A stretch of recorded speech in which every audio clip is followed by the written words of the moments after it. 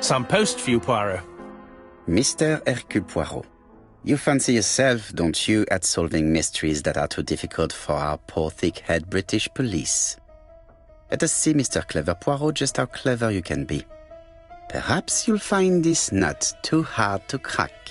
Look out for handover on the 21st of the month. Yours extra, A, B, C. Oh, it's some sort of joke. Maybe, but please remind me to inform Chief Inspector Japp.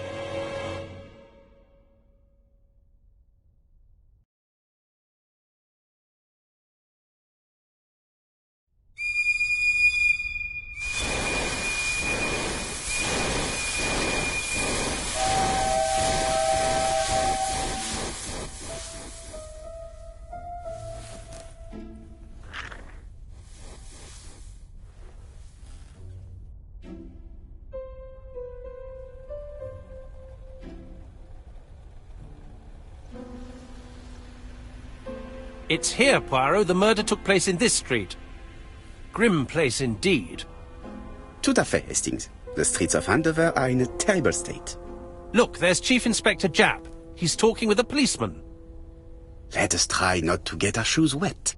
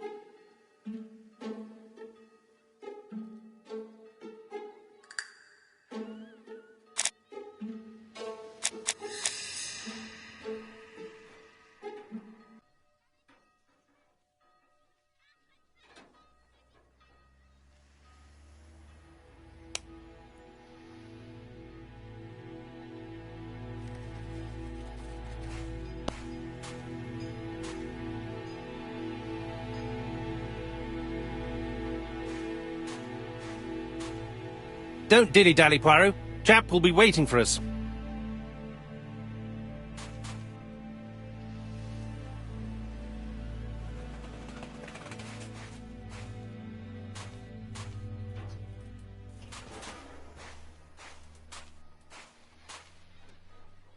Over here, it's Hastings and Poirot. You missed the 9 o'clock train? We took the 10:30. Luckily the service is good to Andover. So, Chief Inspector, what do we have?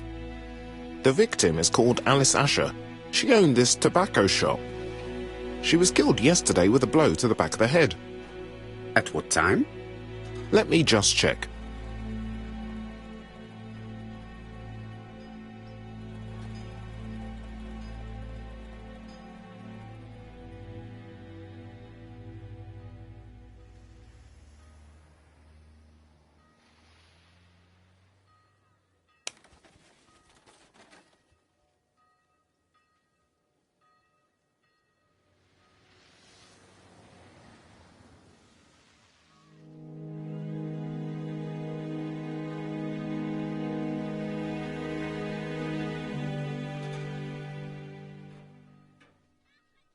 Is Japp being too relaxed? Let us find the clues that prove it.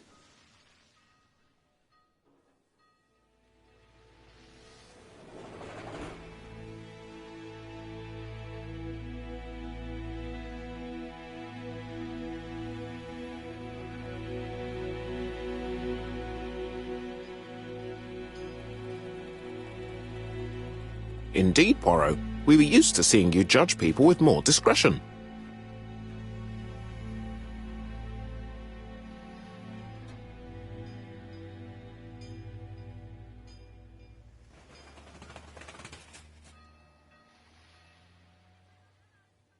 Jap is in a good mood.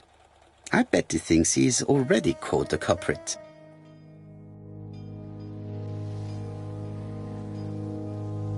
The last customer to see Mrs. Asher alive left her shop at 5:30. The body was found at around 11 in the evening by an officer doing his rounds. The shop door was open. That's what alerted him. Had anything been taken? A little tobacco maybe, but you'd hardly murder for a few smokes. There's nothing of any real value in the shop. What type of woman was Mrs. Asher? In her 50s, married but separated, no children. Her husband? Aha, Franz Asher, the husband. Alcoholic and violent. It's said that he regularly insulted his wife and threatened to kill her.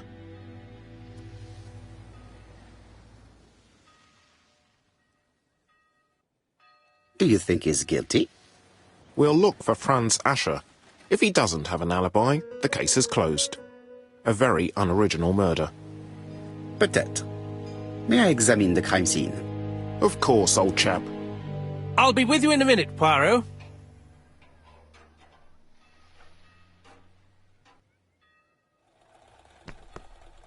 Jap is in a good mood. I bet he thinks he's already caught the culprit.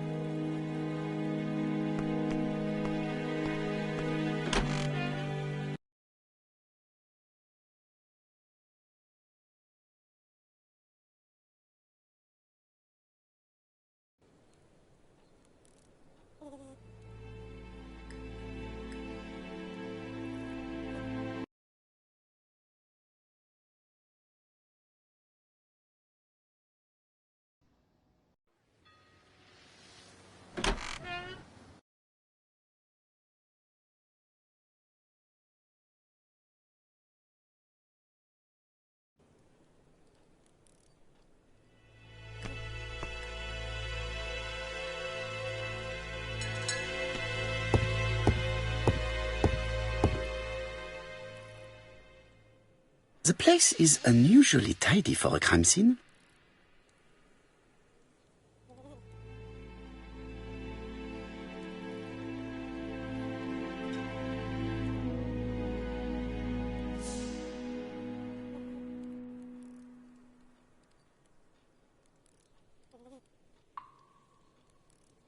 Nothing suggests any sign of a fight.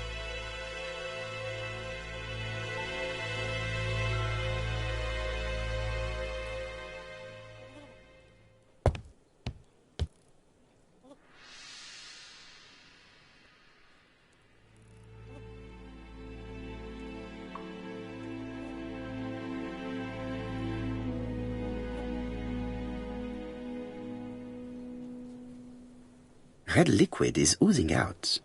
Is it blood?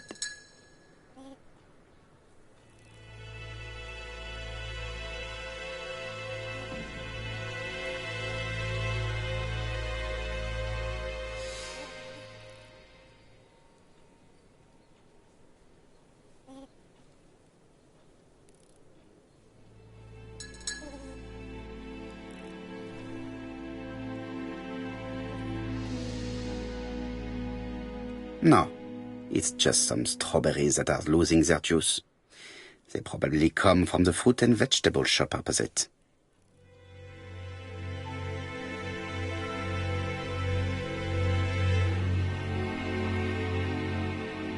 It's not just any railway guide. It's an ABC.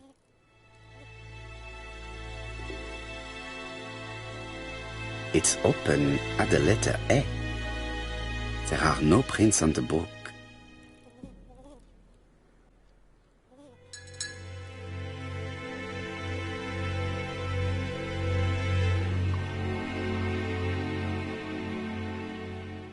The counter is covered with fingerprints all on top of one another.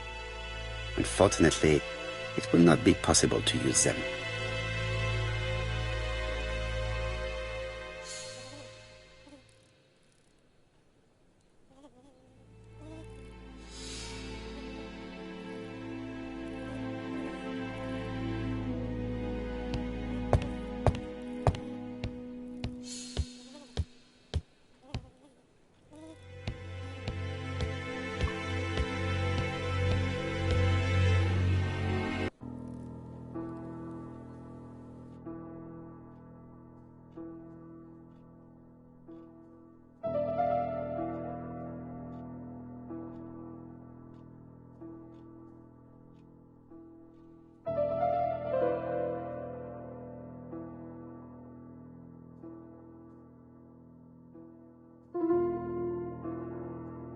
The till does not appear to have been touched. I have to check that nothing is missing from it.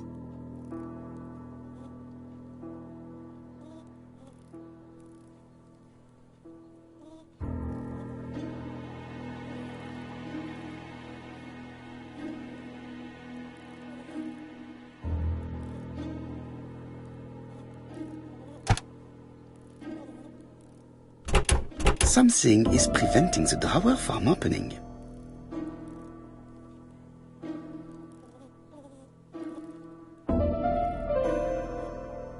It would be best to examine the rest of the till.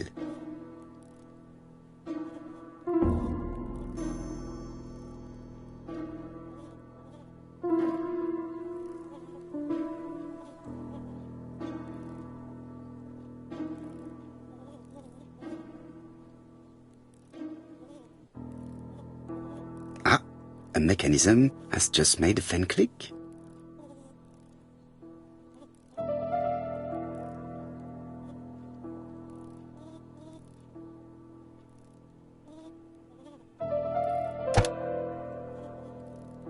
The till is full of money, but there is something strange. Something is hidden underneath. Something is hidden underneath.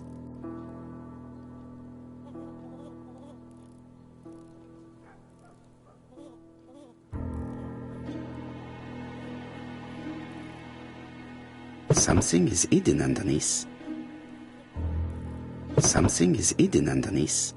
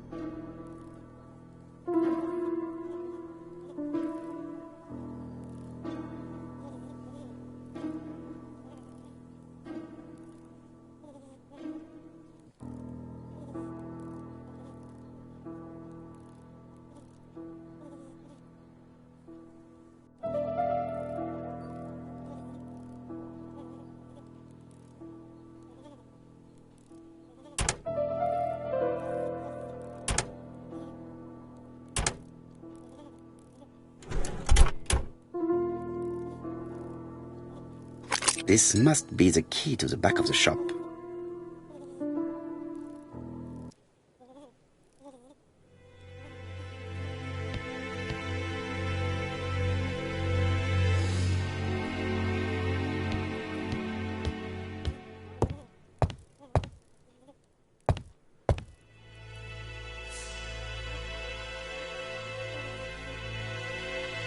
She just has one wound on the back of the head. There are no other wounds or signs of a struggle.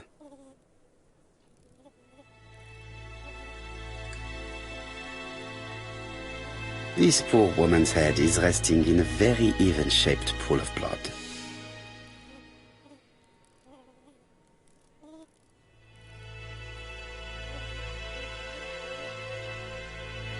I can't see any other mark on the floor. The body is hidden by the counter and is not visible from the tobacco shop store. Many customers must have thought that Mrs. Asher had popped out.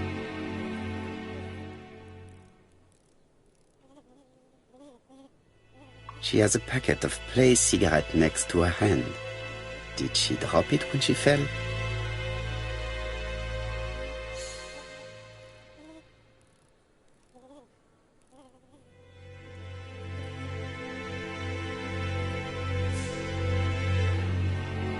She has a packet of Play cigarette next to her hand. Did she drop it when she...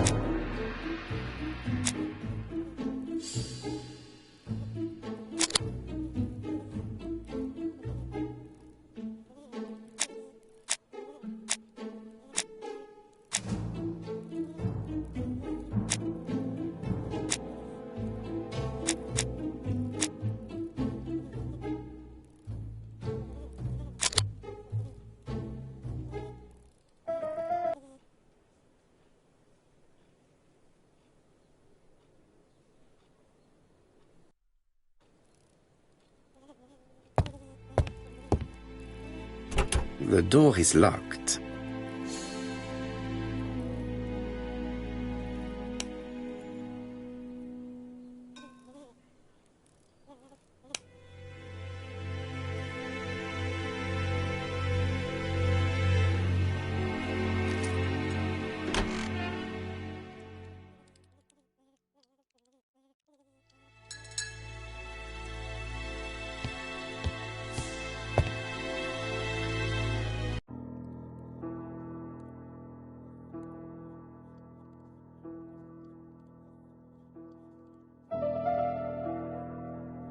It is blocked.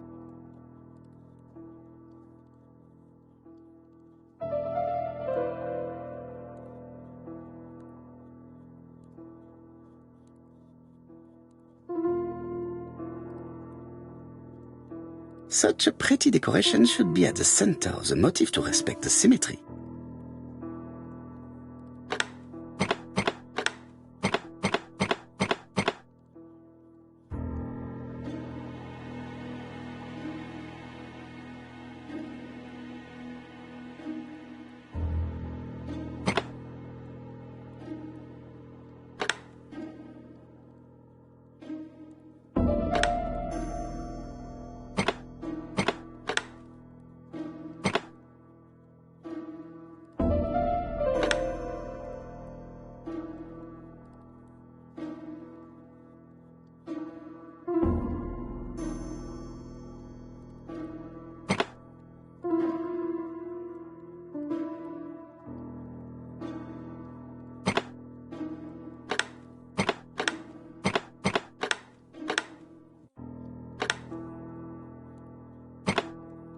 The wooden flower is preventing the circle from turning.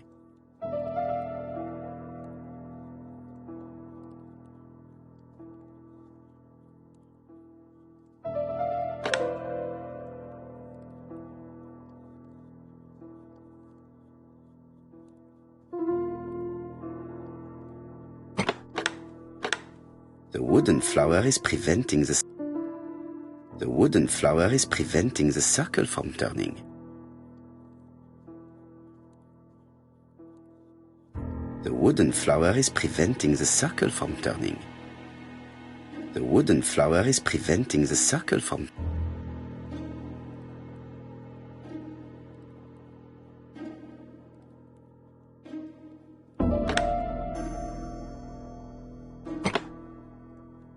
The wooden flower is preventing... The wooden flower is preventing...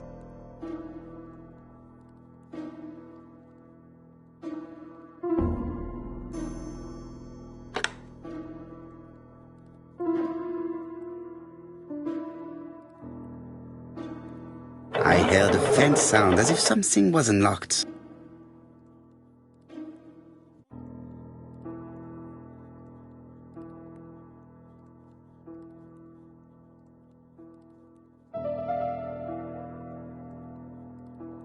It is blocked.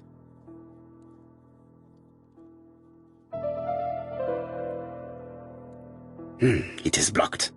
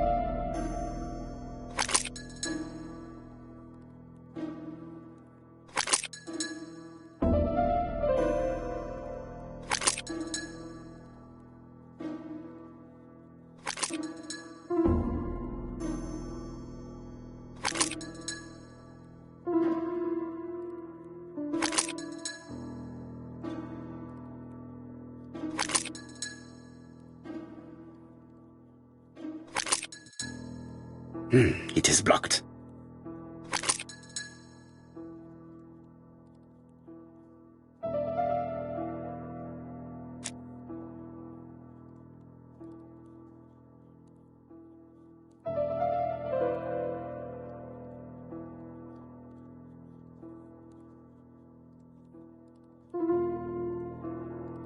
These drawings appear to be attached to the chest of drawers. They won't move.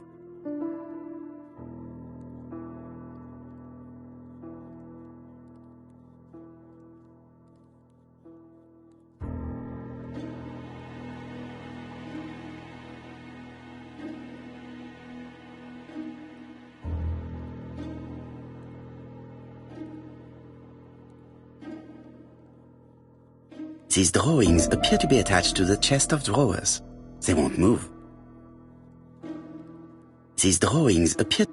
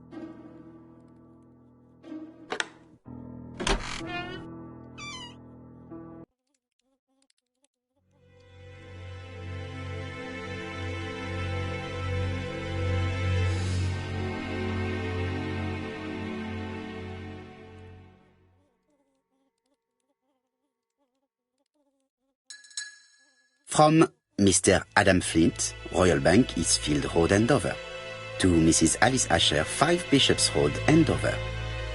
Dear Mrs. Asher, further to your request of 12 February 1935, I have informed my superiors of your wish to apply for a loan to acquire the lease of the shop you rent from Mr. Fairfax. Despite the seriousness of your case, I regret to inform you that your request has been denied.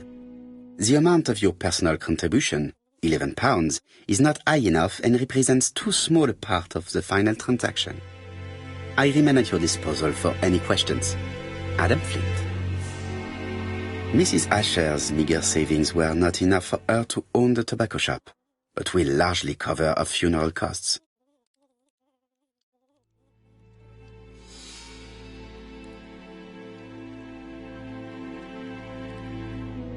Medicine.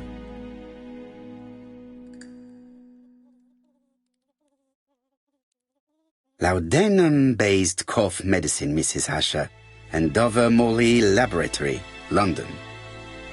It's strange to find such an elaborate medicine from a leading London laboratory in the home of such a modest woman.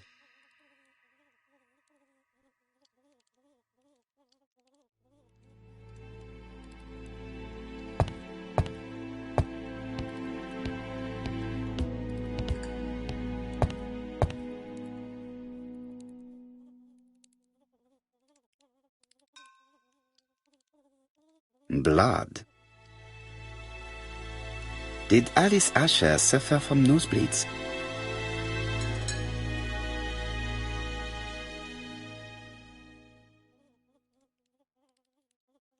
An inscription in German.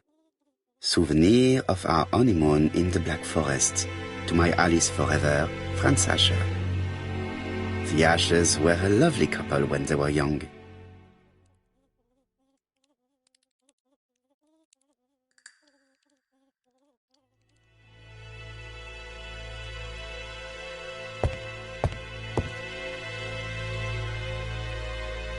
What a strange box. It looks like you have to slide the slats of wood to open it.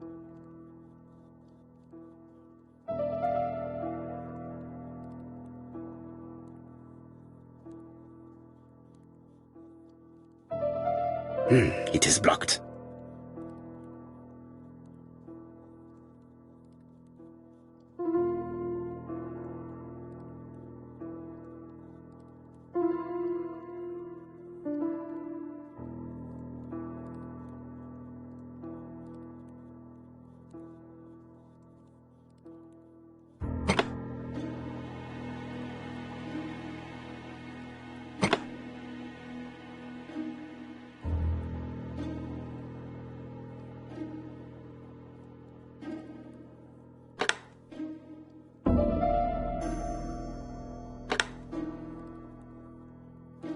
This button appears to activate the mechanism.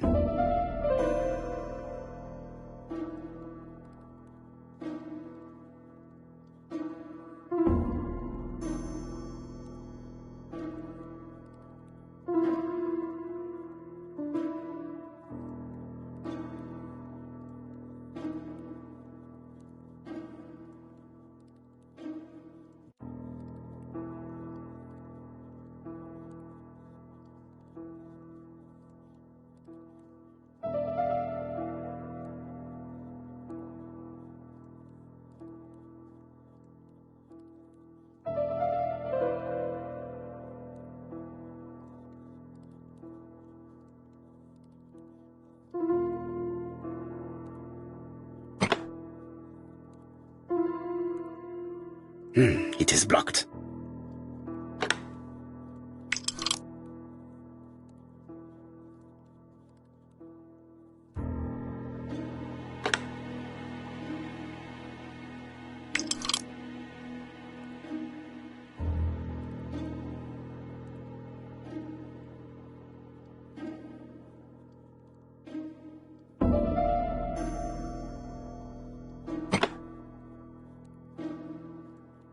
That should do it.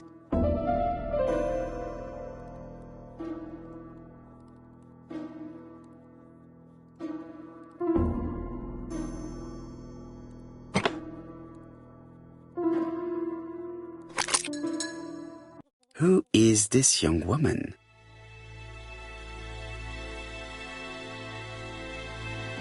To my dear Aunt Alice, Mary Drower.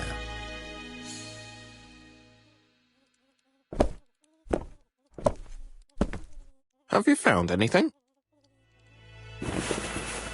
The victim has a niece. We must find her.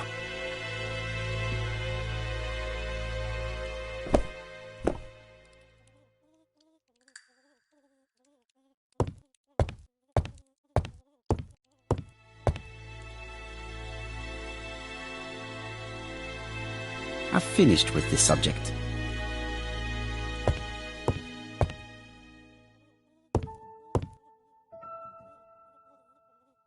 This interior is very simple.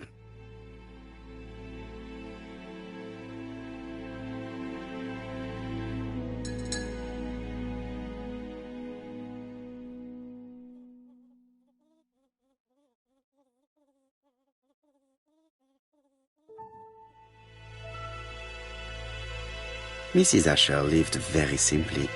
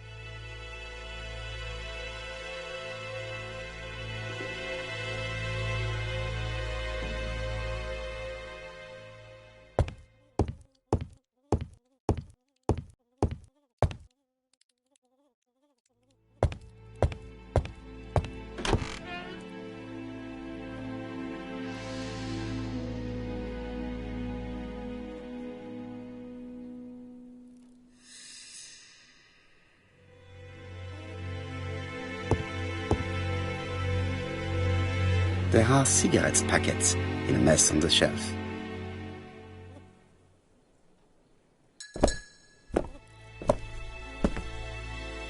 So, Poirot, any news? So, an ABC guide with no fingerprints but prints all over the counter. Normally, the tobacco shop does not sell ABC guides. Exact.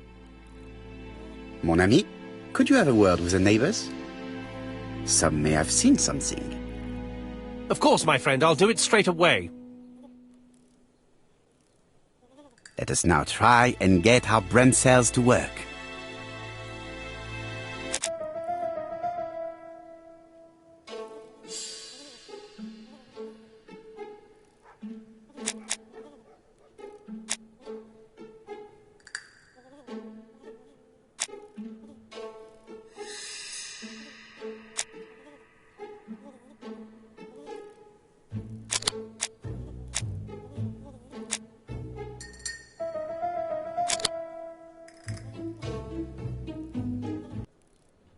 The motive is definitely not financial gain.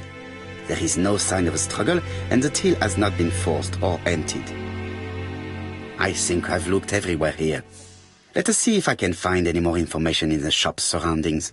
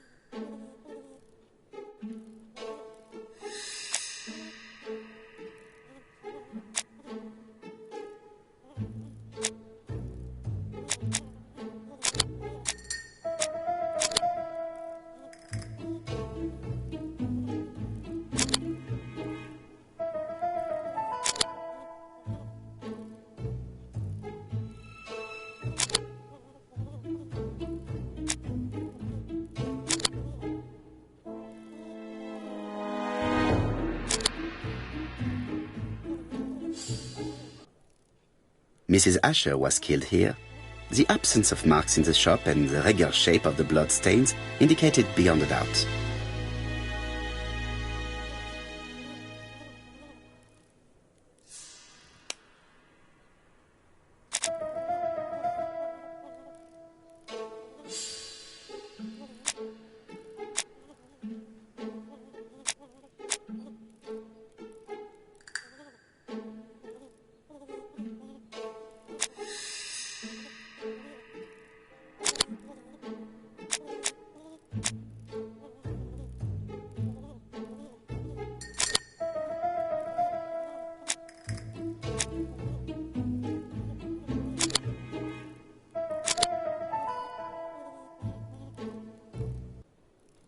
The murderer deliberately left behind this ABC as a signature. The absence of fingerprints and the fact that it is open at letter A for Andover leaves little doubt.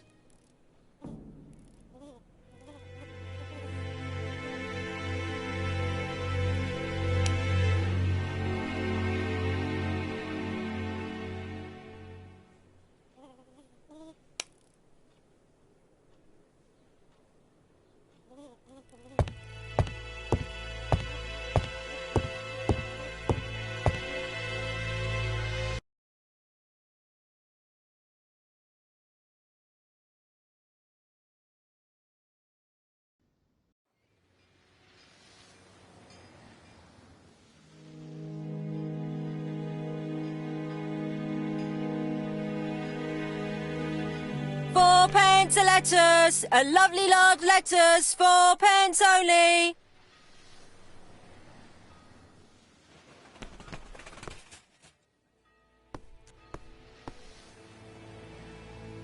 This woman appears to be a smoker.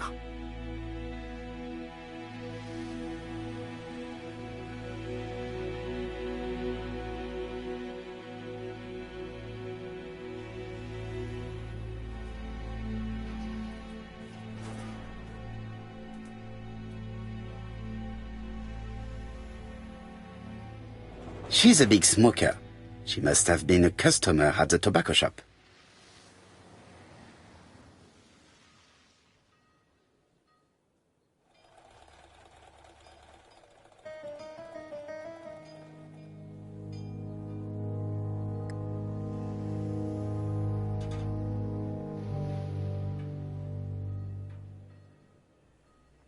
Did you know Alice Asher well?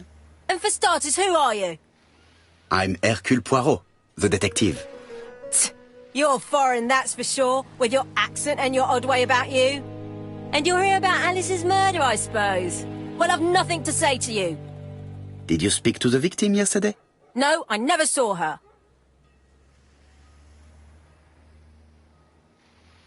Please, try and help me, madame. Why should I help you? For your beautiful moustache? Heh. Come on, move along now. You're scaring away my customers. Please, do not be ridiculous.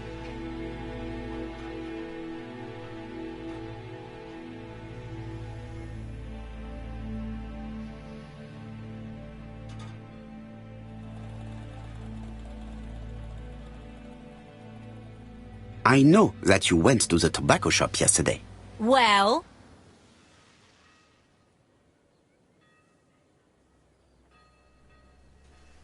It is your duty to tell me if you saw something unusual. Who do you think you are telling me what to do? Get away from my stall!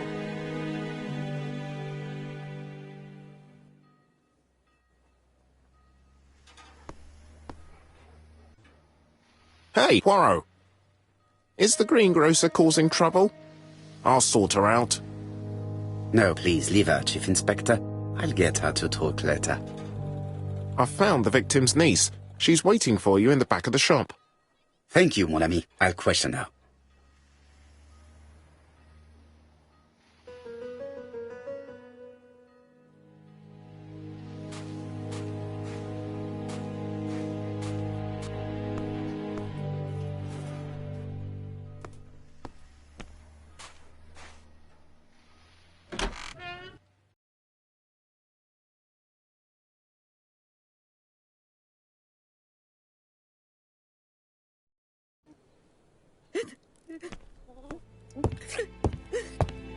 Japp had the body removed out of respect for the victim's niece.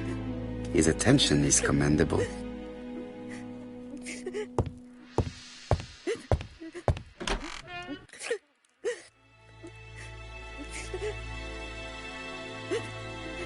Is her grief sincere?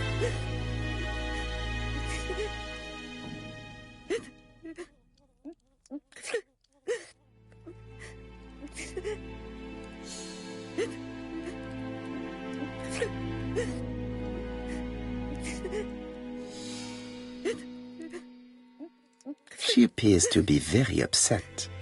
She's dressed in mourning. She looks fragile.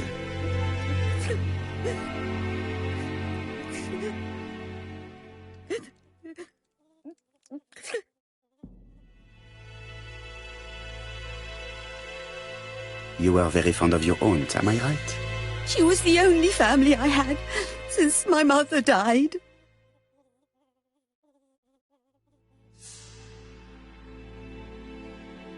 Your aunt did not have any children, is that correct? No, she was separated from her husband. What do you think about Franz Asher, your aunt's husband? He never left her alone. Poor aunt. She used to drop by all the time and make a scene.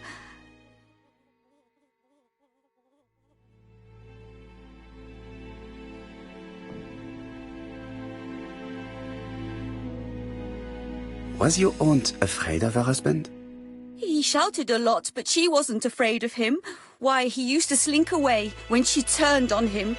He was afraid of her, if you like.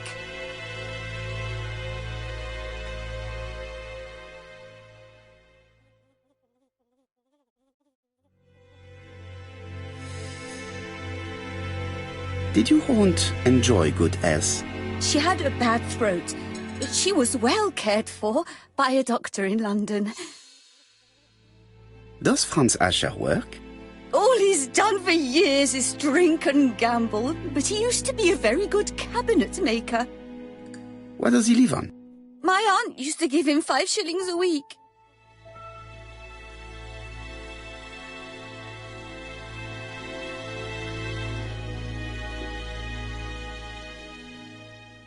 Did Franz Asher extort this money from her?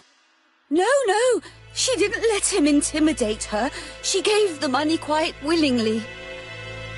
He was her husband. She couldn't leave him with nothing.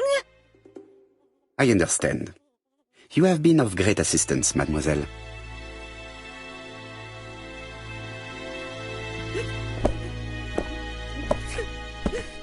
Please take this young lady home. My pleasure. Well, this Franz Asher does not seem to be quite so dangerous as Jack says. And since Alice Asher gave him money regularly, it was not in his interest to kill her.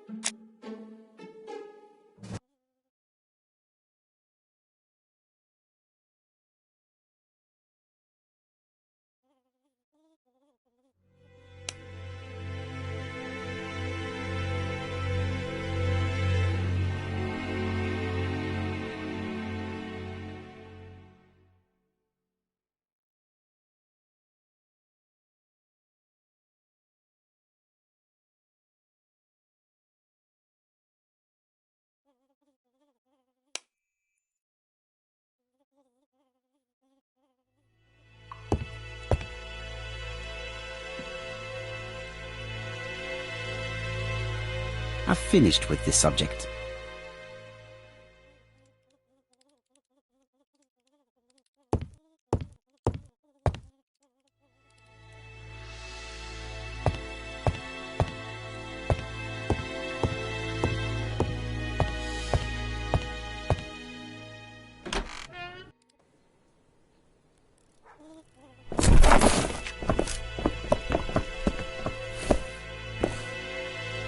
We have to wait for him to sleep it off.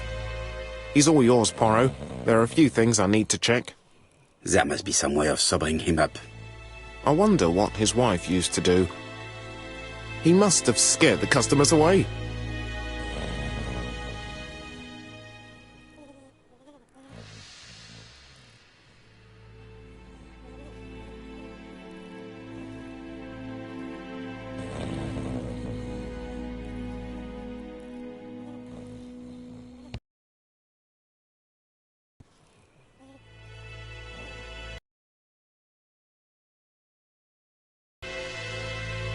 It's Alice. Not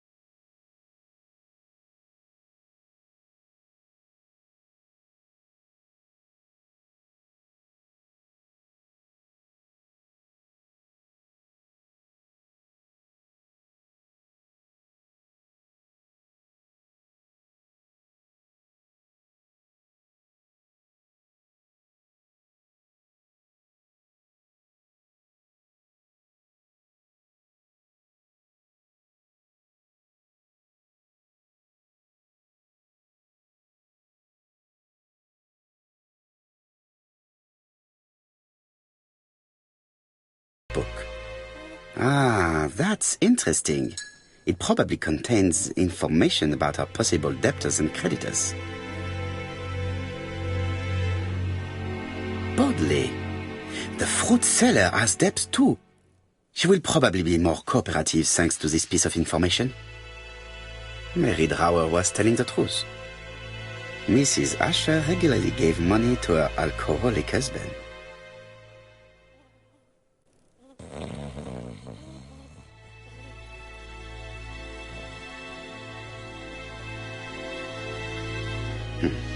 A box of new stockings.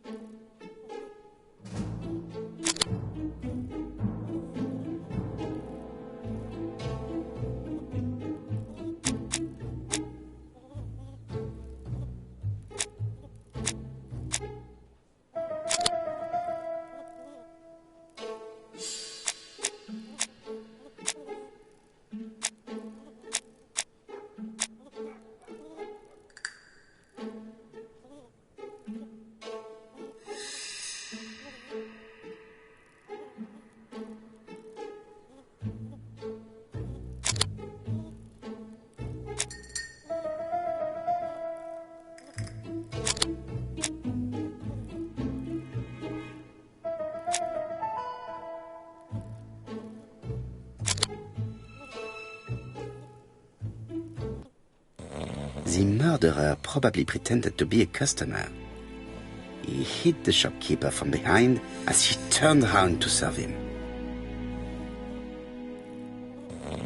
He's not in any condition to be questioned. I have to find a way to sober him up.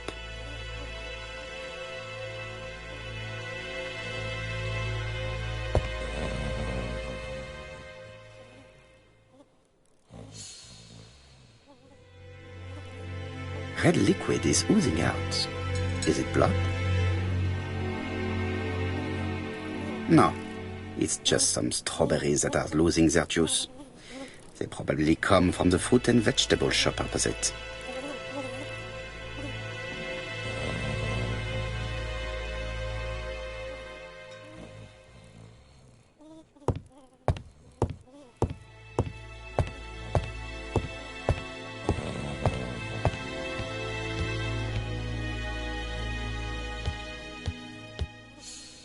There are cigarettes packets in a mess on the shelf.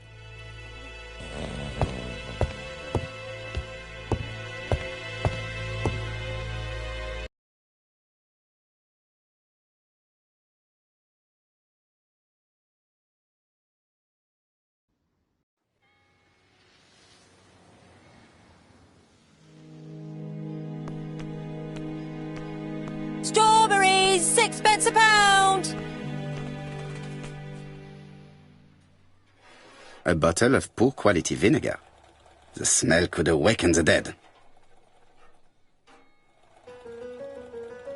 A bottle of poor quality.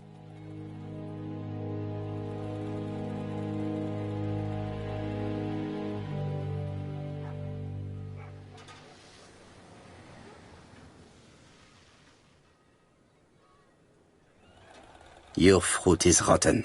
What? A foreigner dares to say that? According to the victim's account book, you owed her £10 for tobacco and magazines. That's a lie. She owed me £1. I swear.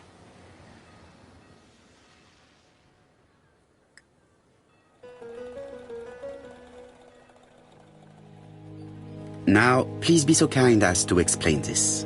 Look at my account book. Alice owed me £11 for fruit and vegetables. I may have had a slate at her shop, but she had one at mine. She owed me £1. And that reminds me I have to get it back from her niece. That is quite enough.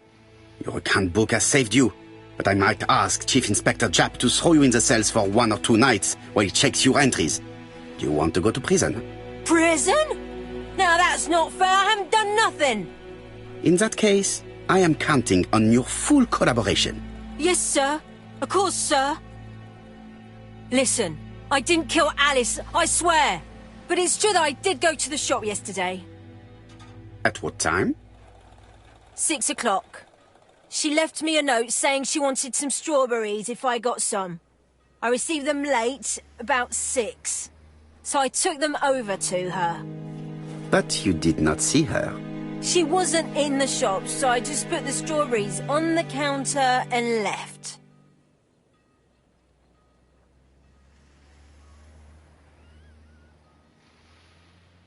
Did you see anything unusual in the shop? No. Well, maybe one thing. There was always a railway guide on the counter. Alice didn't sell them. Maybe it's the customer who left it there. You were not alarmed? I thought Alice had just gone to get her medicine from her room and that she'd be straight back.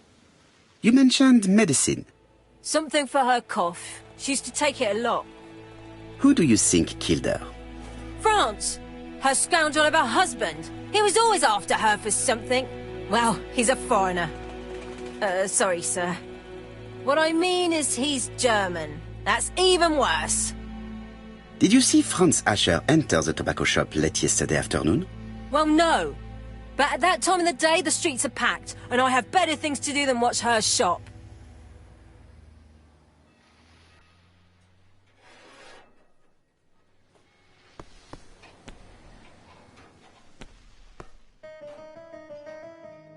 I'll just borrow your bottle a moment. Take it. It's what Alice used to sober up her husband. But try not to empty the bottle. Let us now try and get our brain cells to work.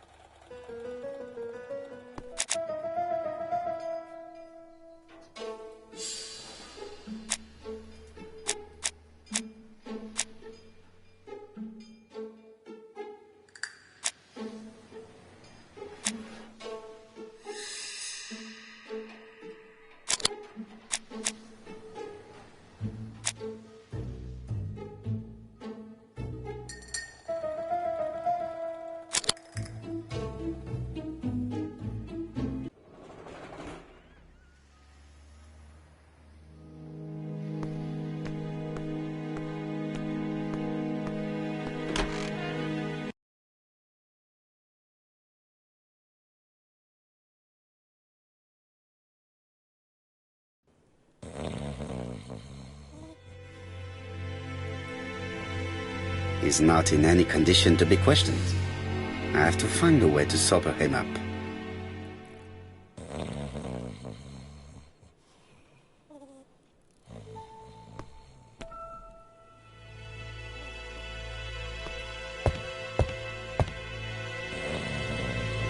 He's not in any condition to be questioned.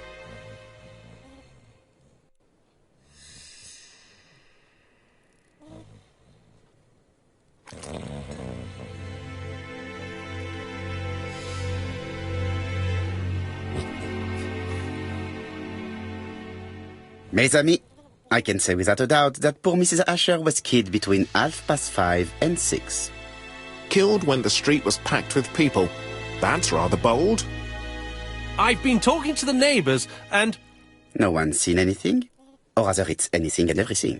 Am I wrong? No. Yeah. We must grill this villain Asher before he falls asleep again.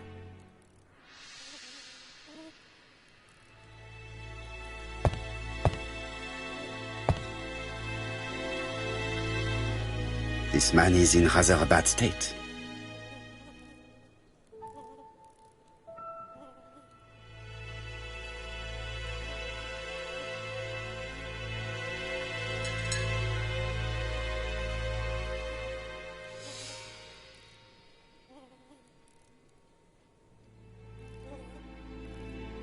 This man has been fighting and he smells of alcohol.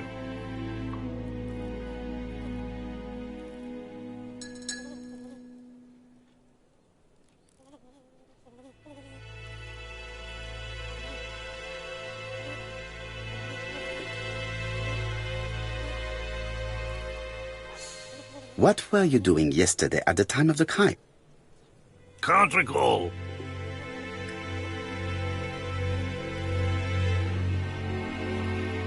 Come on, my friend.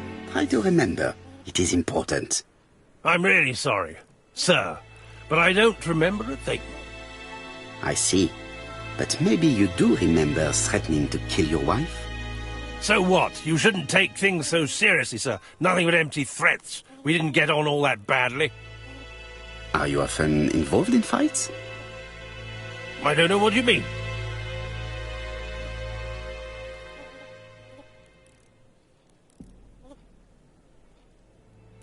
Asher, look me in the eye and tell me that you were in a fight. I'm looking. No, I wasn't in a fight. You are right. Looking at the state of you, you did not defend yourself. So someone gave you a good beating. A beating? No way. All right, he tore my coat and gave me a black eye. You see the state of him? Very interesting. Who is the other that you struck? Probably best if I tell you everything. Yesterday afternoon, I met Roderick Tanner. We'd bet on a dog fight together. An illegal bet, naturally. Yes, sir. Our dog won. Roderick got the money, but he refused to give me my share. And you fought about it. What time was this? In the evening, about 6, I think. We were on the other side of town. You see, I couldn't have killed my wife.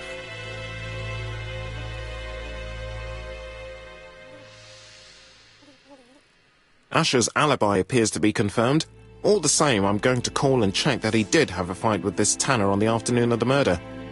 You can never trust this sort of chap. One thing is certain, Asher was a ruffian who used to beat his wife.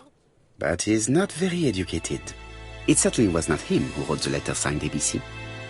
Let's resume, Hastings. We know the murderer pretended to be a customer.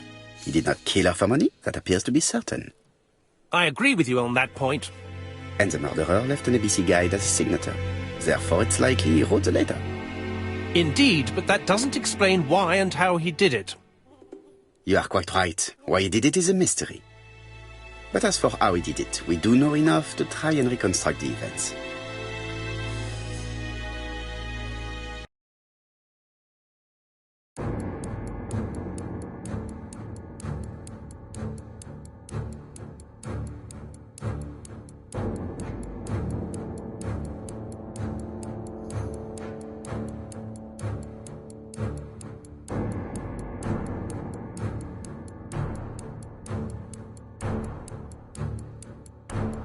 The killer enters the shop.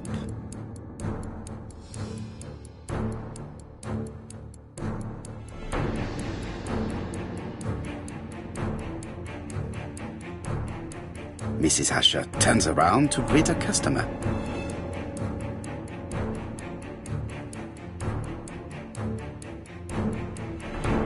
The murderer asks her for some tobacco. She turns her back to him.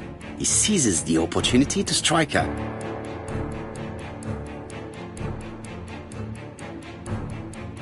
He then places the ABC on the counter before leaving. The ABC was not found like that. We are not far from the solution, Hastings. Would you mind if we thought about it a little more?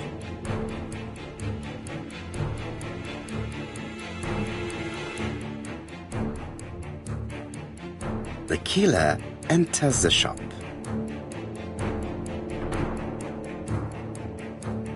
Mrs. Asher turns around to greet a customer.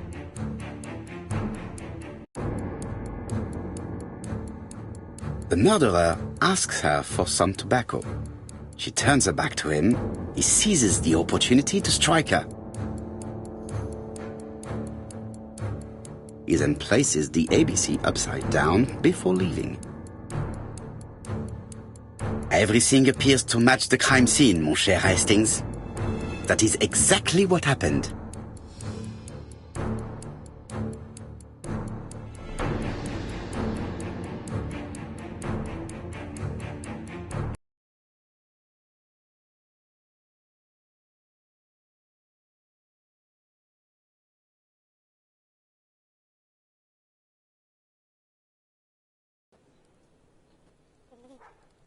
Asher has a strong alibi and we don't have any other suspect. But what was the point of this crime? She had no debts. She gave Franz Asher money regularly. She wasn't owed money. Nobody stood to gain anything.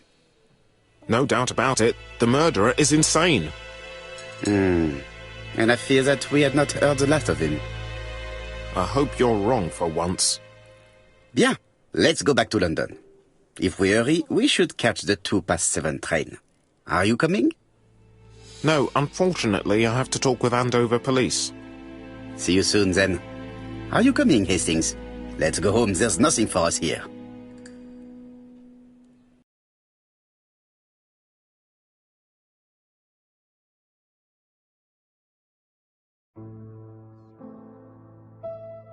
Well, do you have any idea about the killer's identity? The crime was committed by a man of medium height, with red hair and suspicious eyes. He has a slight limp on the right foot and a wart just below his shoulder blade. Poirot! Mon ami, what do you want? You fix upon me a look of dog-like devotion and demand of me a pronouncement à la Sherlock Holmes. Now for the truth. I do not know what the murderer looks like, nor where he lives, nor how to set hands upon him. What shall we do, then? Nothing. Nothing? Do not be so impatient, Hastings. The killer will manifest himself soon enough. I thought I heard the postman. Maybe there's some news. I will go and see.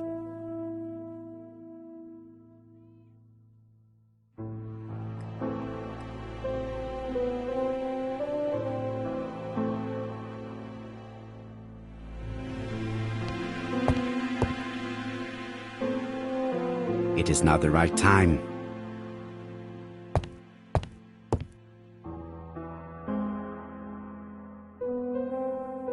Daily Flicker, June the 22nd, 1935. Battle over control of bank system. What will the government do for money? Andover, murder of a tobacconist.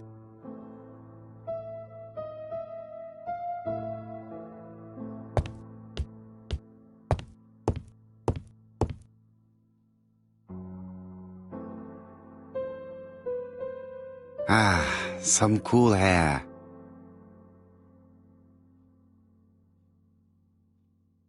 It is not the right time.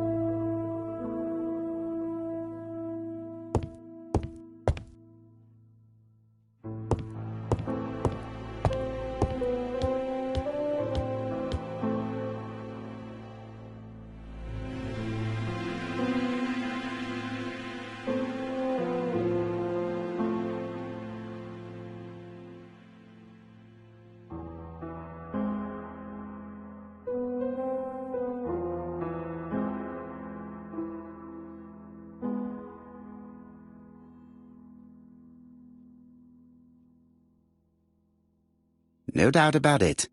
Hastings is going bored. You're not going to get the post? Yes, of course.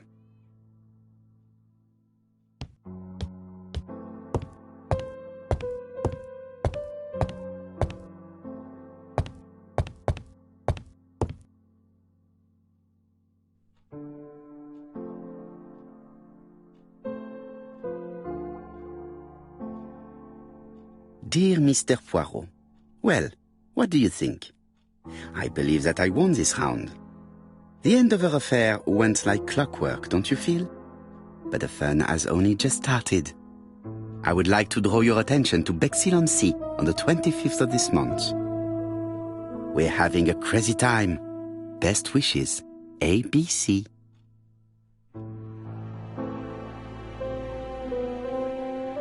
The next crime will be in Bexhill. We must warn Japp to Scotland Yard.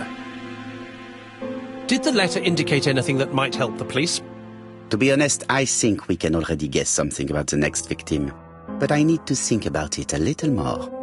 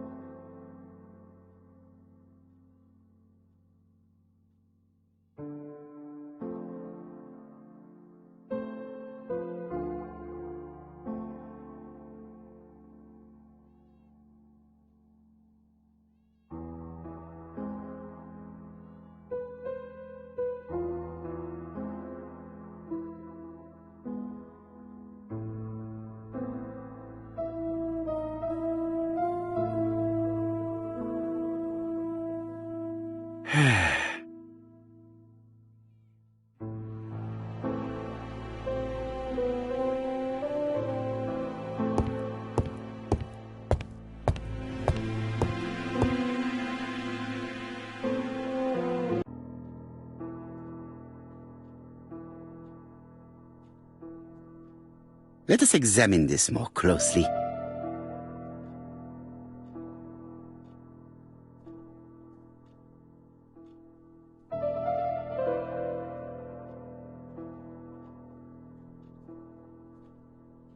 Certain characters in the two letters may have similar defects.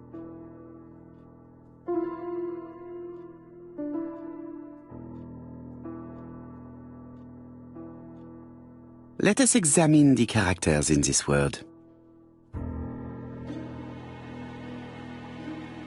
Yes, this I is weird.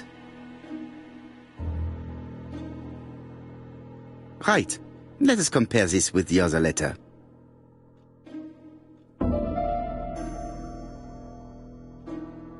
Yes, the I characters in the two letters do indeed have the same defects. I have to find some other similar defects to confirm my theory.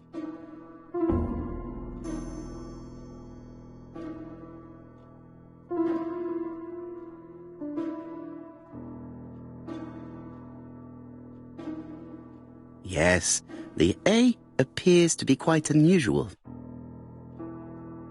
Right, let us compare this with the other letter.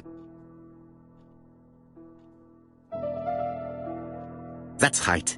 The A characters in the two letters do indeed have the same defects. I have to find some other similar defects to confirm my theory.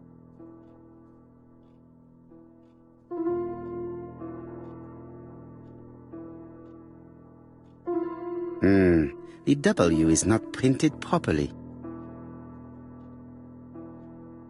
Right. Let us compare this with the other letter.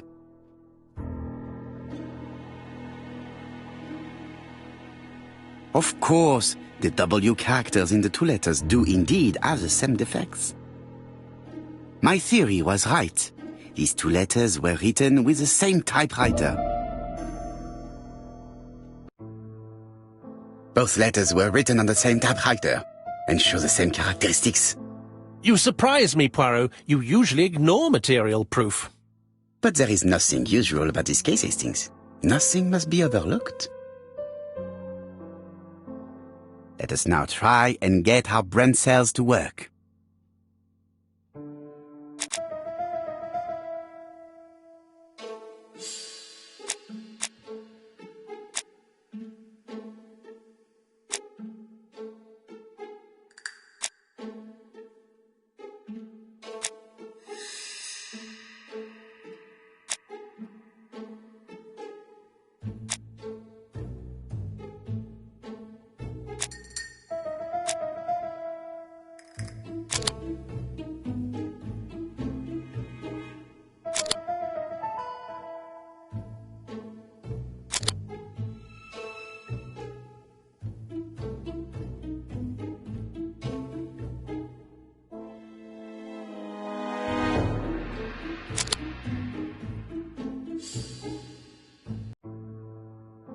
So, Poirot, have you found something?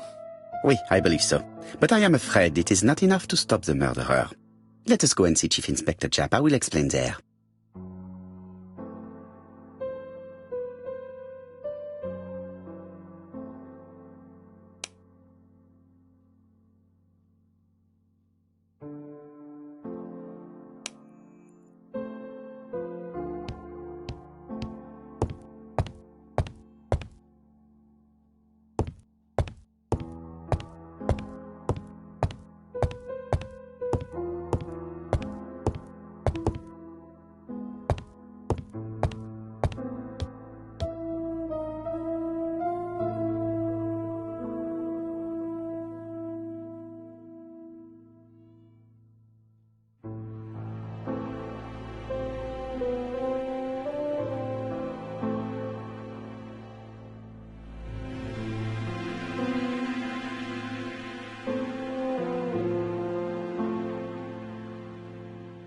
Andover, Hampshire, population 31,200 inhabitants.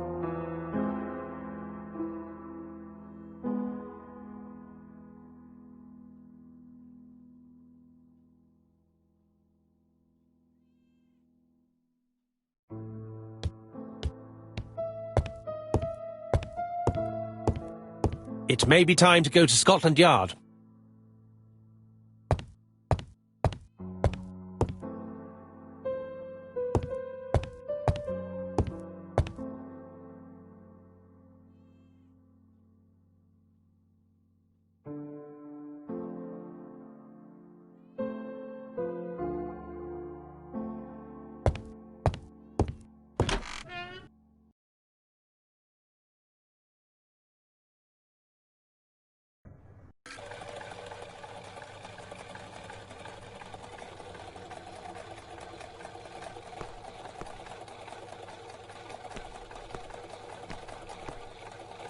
It may be time to go to Scotland Yard.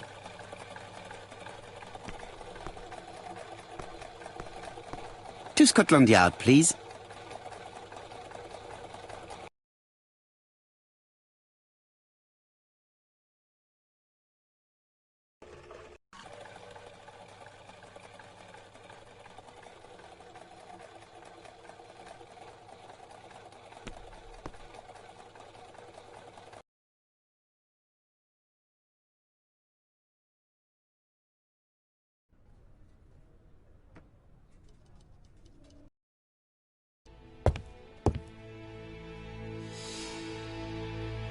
Japp has invested a great deal in his career.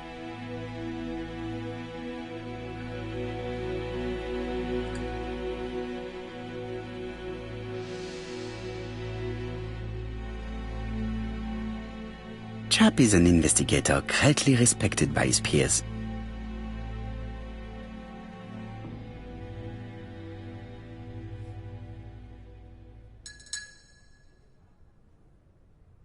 Like all hunters, Hastings has always been fascinated by weapons.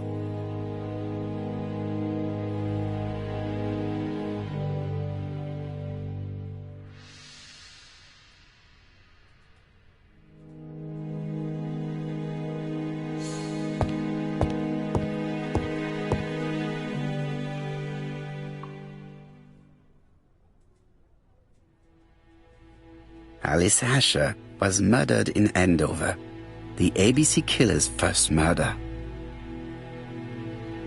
London. I really like this city.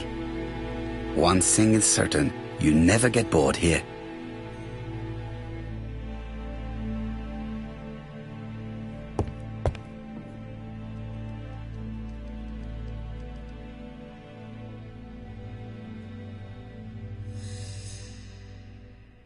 Japp appears to be snowed under.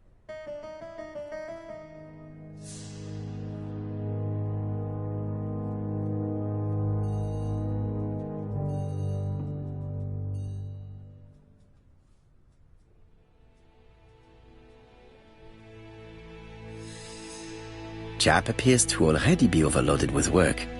My news is not going to improve matters. Bonjour, Chief Inspector. I am afraid we have some bad news. I have just received another letter signed ABC. The next crime will be on the 25th in Bexhill-on-Sea. Are you completely sure it's from the same person? I have compared the two letters. There is no doubt about it. I suppose you think he's going to carry out his threats. I fear so. Good God, Poirot. Bexhill is very busy at this time of year, and we have no idea who the next victim will be.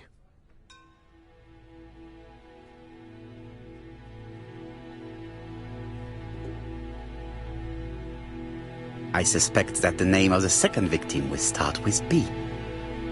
What on earth makes you think such a thing? I thought about it when I saw the name Asher clearly written over the shop door of the unfortunate woman who was murdered in Andover last month. When I received the letter mentioning Bexhill, I deduced that the victim, like the town, might have been chosen by alphabetical order. So it's an alphabet fiend. I'm going to have a list drawn up of all the people whose name starts with B. I hope there aren't too many of them. Bien. We should leave you to work, Chief Inspector. You have a few days to prepare yourself. Thank you for coming, my friends.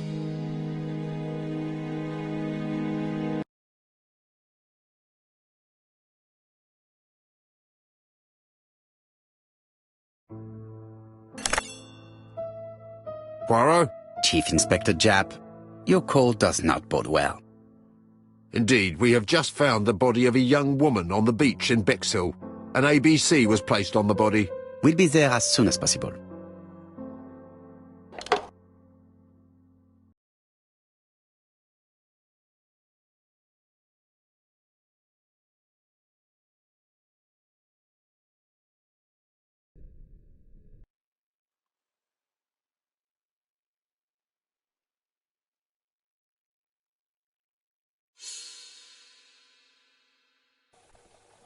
Bexhill is a delightful town. It would be nice to come back and visit. I do not entirely agree. Walking at the beach damages my shoes, and it hurts my knee. So the years have not spared you, my friend. It's the same for all of us. That is exactly what I said to myself when I saw you back from your travels. Poirot! Do not be offended, Hastings. I can see Japp waiting for us. And from his face, I would say that things are not looking good.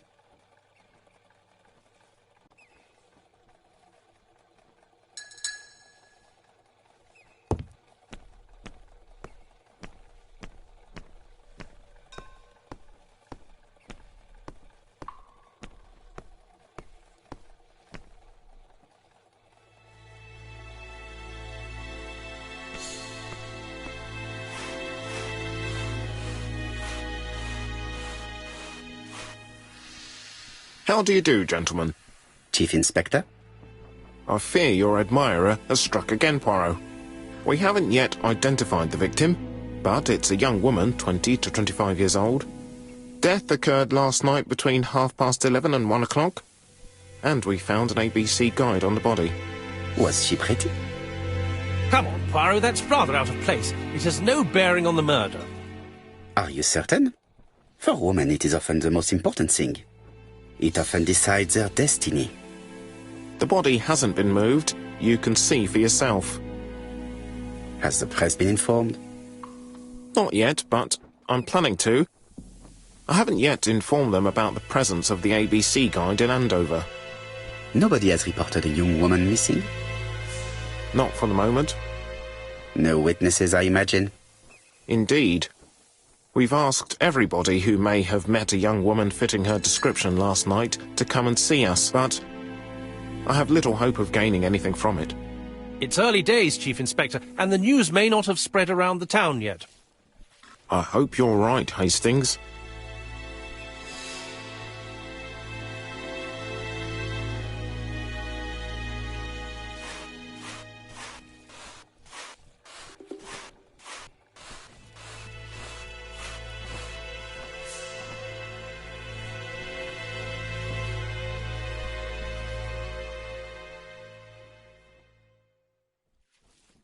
The guide is open at the page for the Bexhill train times.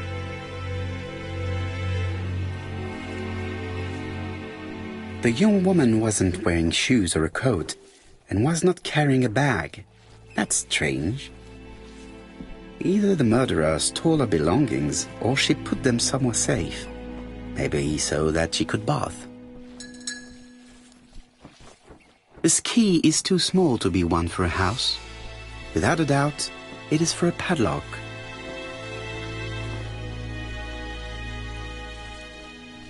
This key is too small to be one for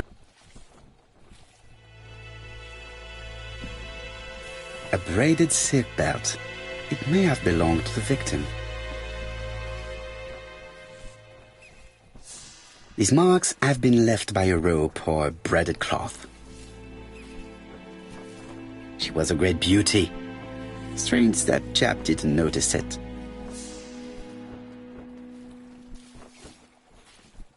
Apart from the marks on her neck, there are no signs of the struggle. She didn't manage to hit her assailant. Let us now try and get our brain cells to work.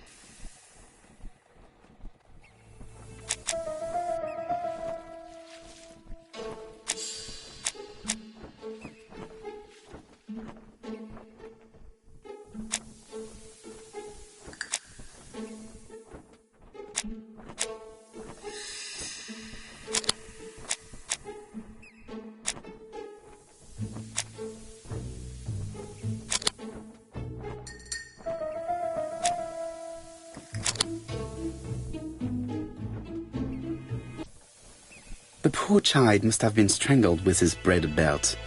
Unfortunately, in view of the fabric, it is unlikely that we will find any prints.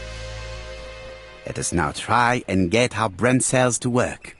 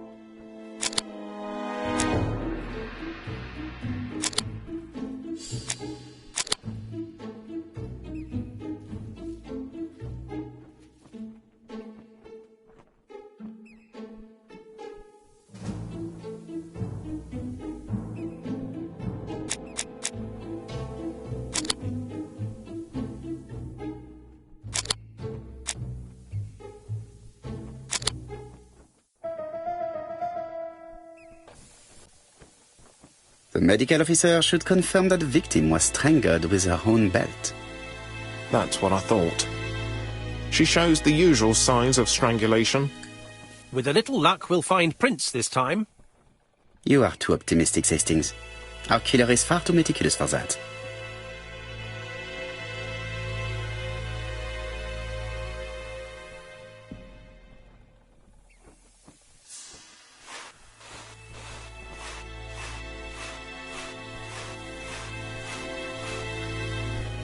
This hut is locked.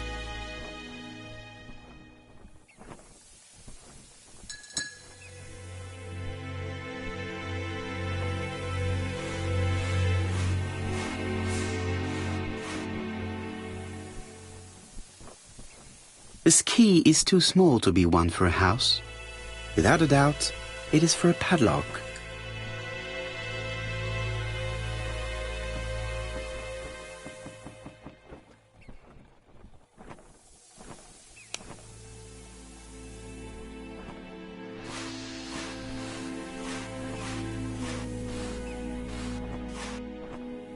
This hut is locked.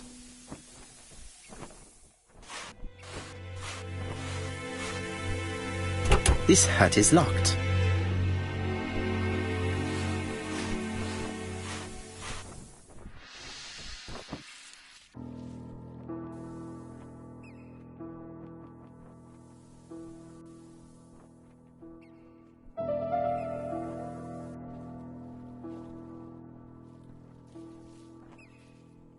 A dual locking padlock.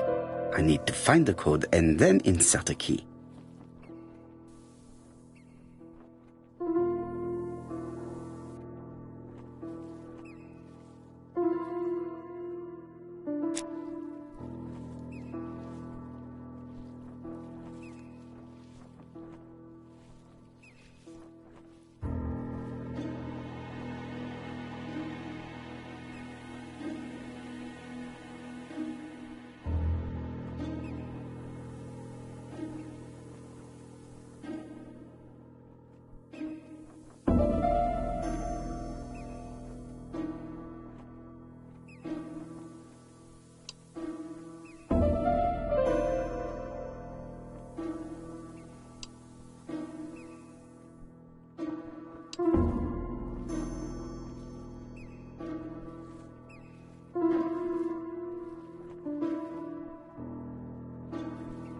Firstly, I have to remove the padlock.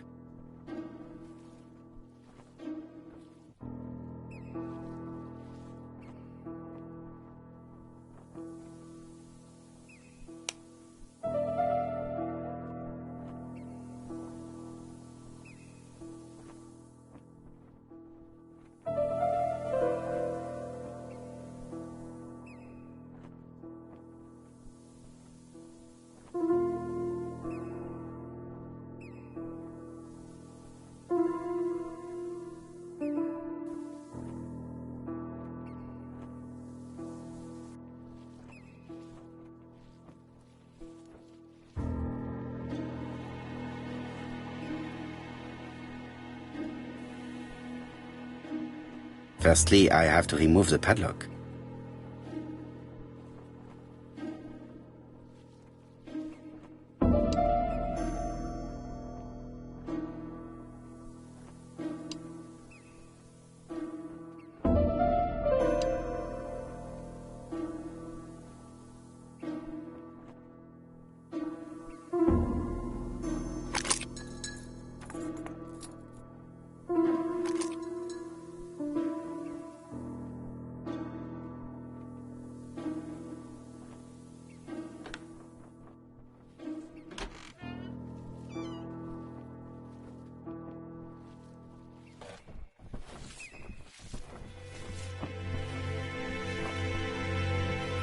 The purse is full. Yet again, we can dismiss theft as the motive for the murder. Here is the watch she must have removed to prevent it from getting wet. A top-brand lipstick. She liked to take care of her appearance. As well as a photo of the victim with some company. It could be useful to me.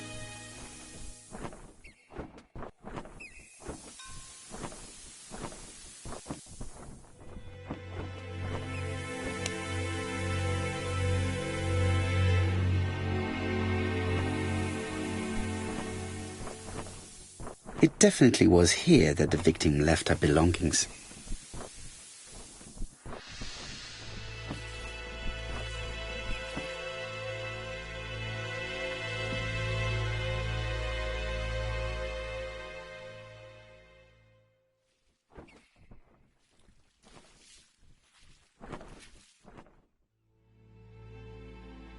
Betty's first day at work. Mom is very proud of you. Elizabeth Barnard, 7 August 1931. So, the young lady did have a name starting with B, and she worked as a Ginger Cat, an establishment that must be slightly further along the beach.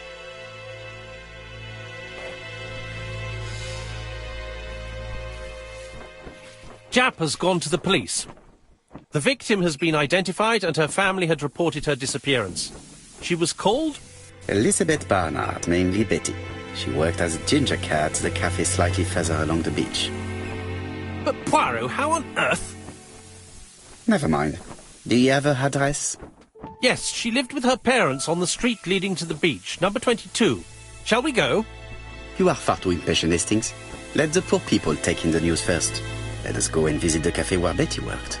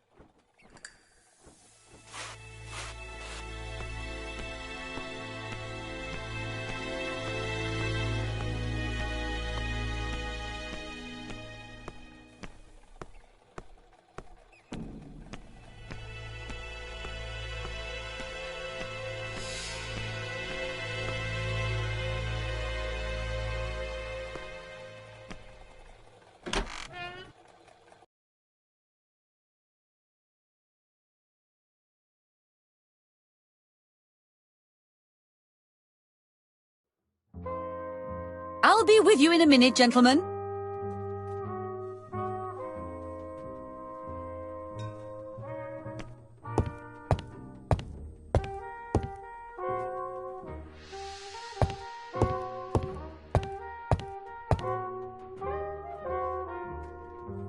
Something tells me that she's the owner of the ginger cat.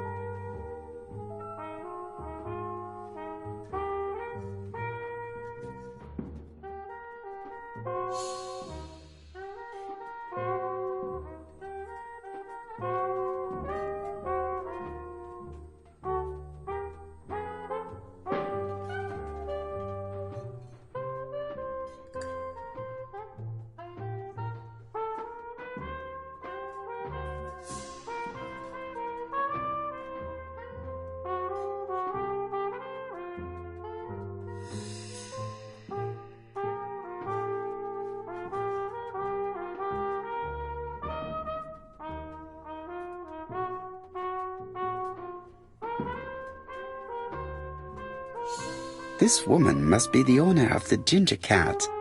It looks like something is bothering her.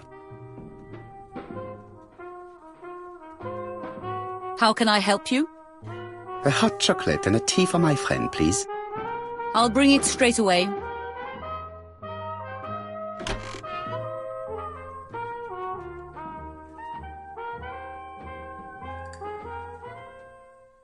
What a pity. I don't have any change to make it work.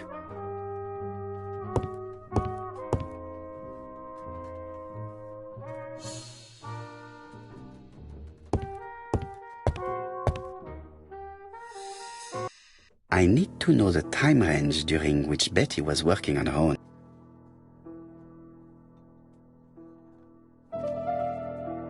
These are the different waiting staff's bills. Which ones were written by Betty?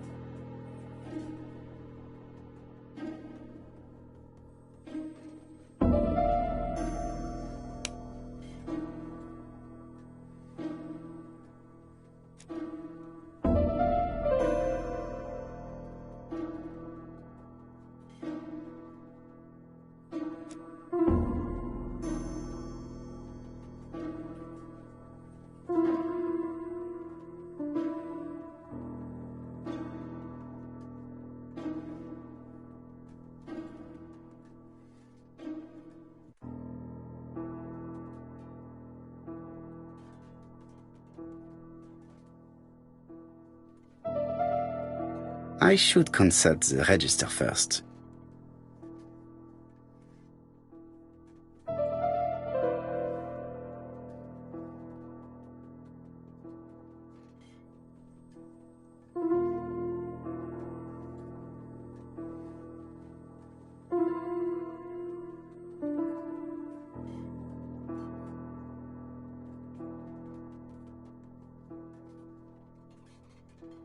I should consult the register first.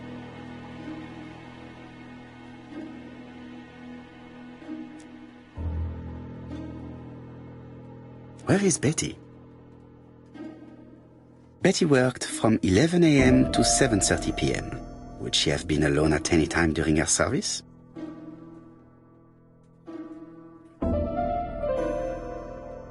This page won't help me.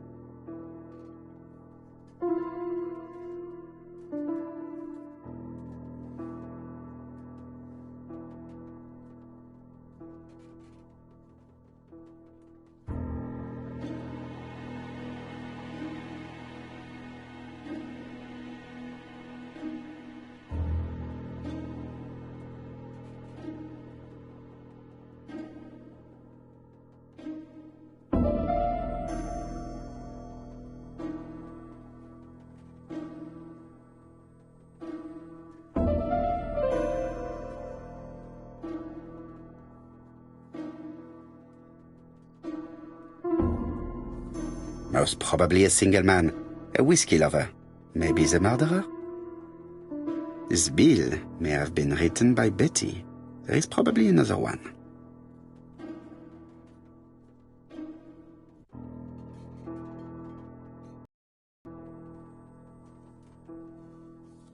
No, something's not right. Betty was alone at just one of these 2 times.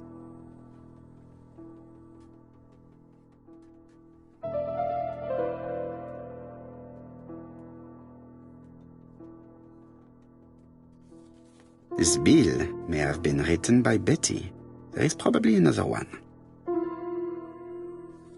Most probably a single man, a whiskey lover. Maybe the murderer? No, something's not right. Betty was alone at just one of these 2 times.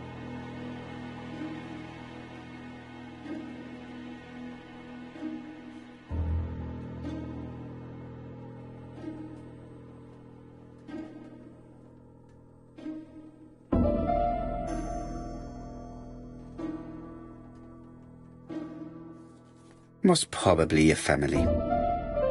This bill may have been written by Betty. There is probably another one.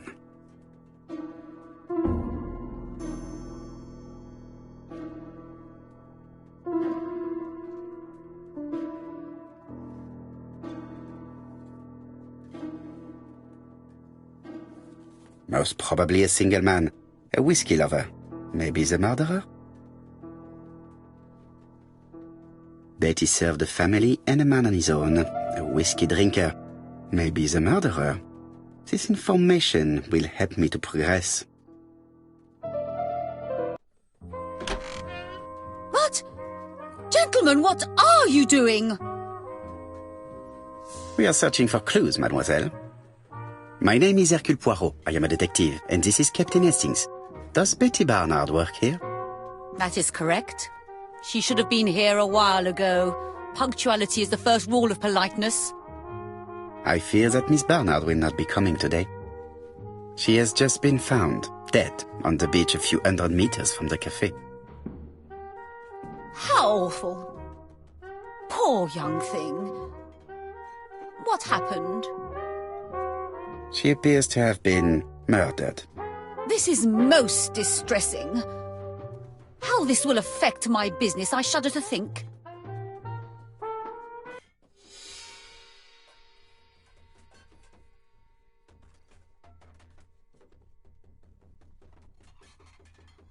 What can you tell us about Miss Barnard? Nothing, absolutely nothing. Miss Barnard was my employee. Her private life was none of my business. You did know at least that she had a young man. Indeed.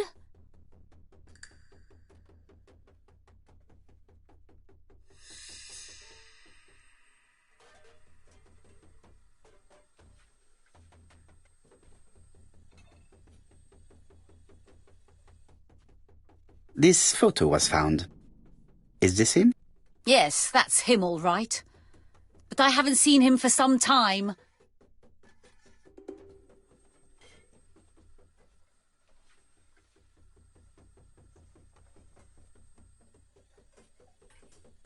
Do you think there may have been some problems between them? I'm not on those sort of terms with my staff. Now, please excuse me, I have work to do. The customer who ordered the whiskey might provide us more information. He may have been the last one to see Betty alive. It is an interesting idea, Hastings. Maybe he is a regular guest. What do you think, mademoiselle? I don't think so. Our regular guests tend to order tea and cakes. At this time of the year, there are a lot of tourists about you never see again. That's what I thought. Time to visit Betty's home.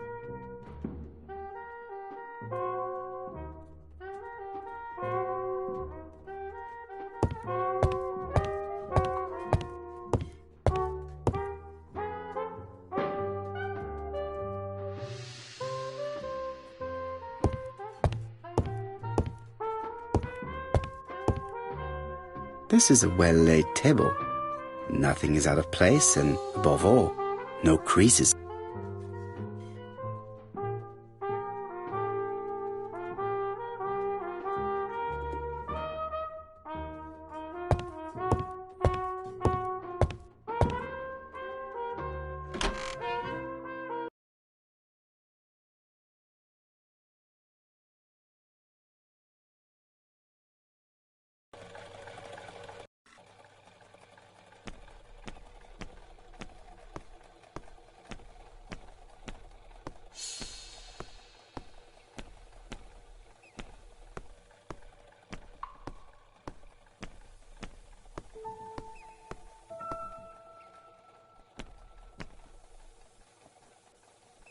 Could it be the same buildings as on the victim's photo?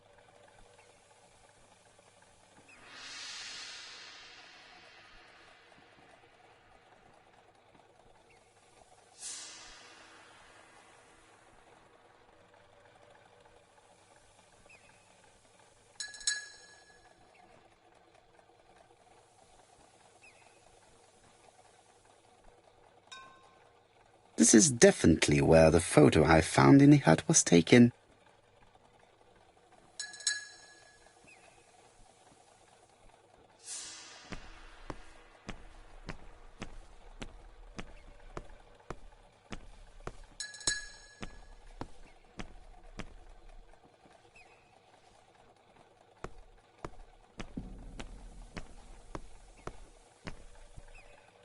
Bexhill seems to be a pleasant little town.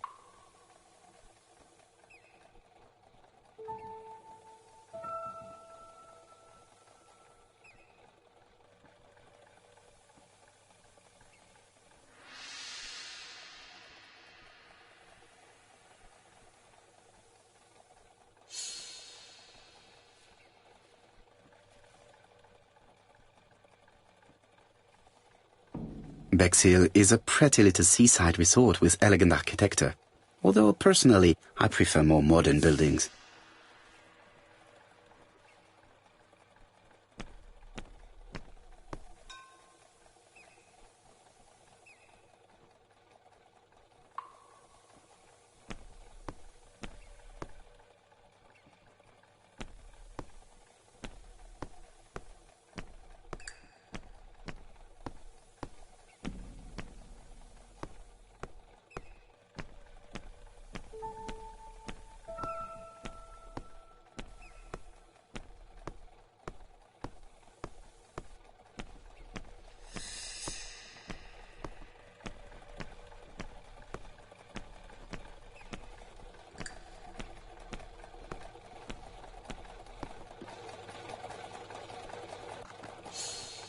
I think we've gone past the Barnard's house.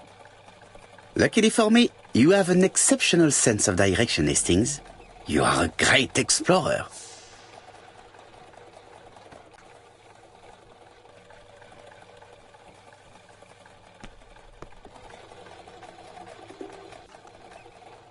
I think... Luckily for me,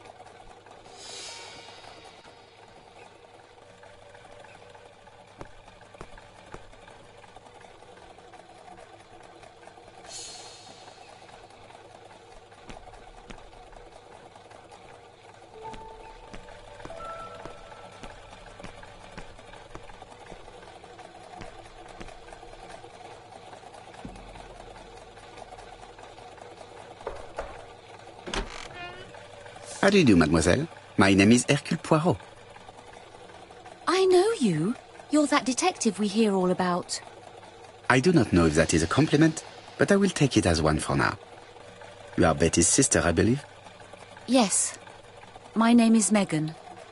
Can we come in? Please do.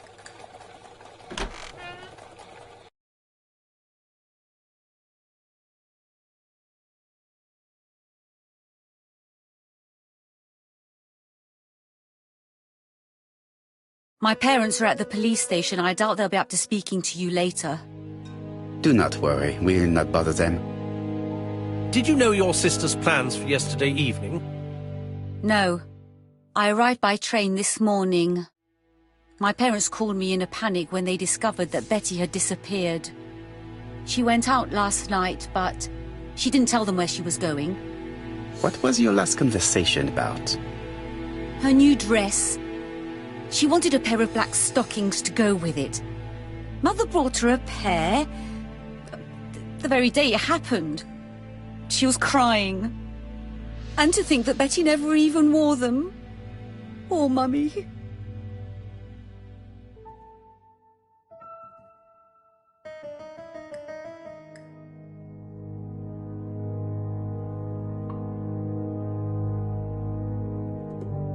This gramophone is magnificent. It is a one-off, without a doubt.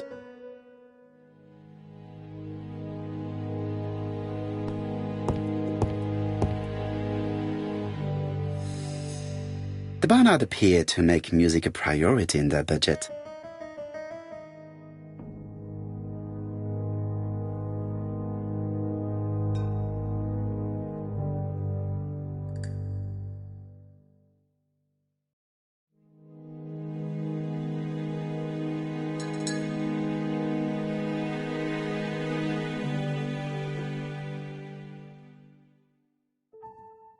Their home is modest, but the Barnards are definitely music lovers.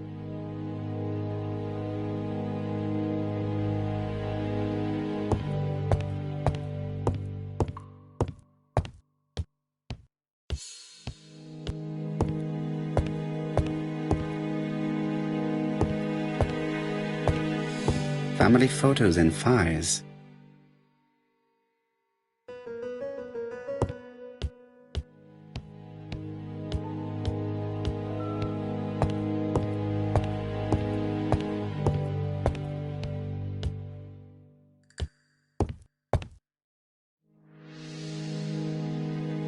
What is she feeling at the moment?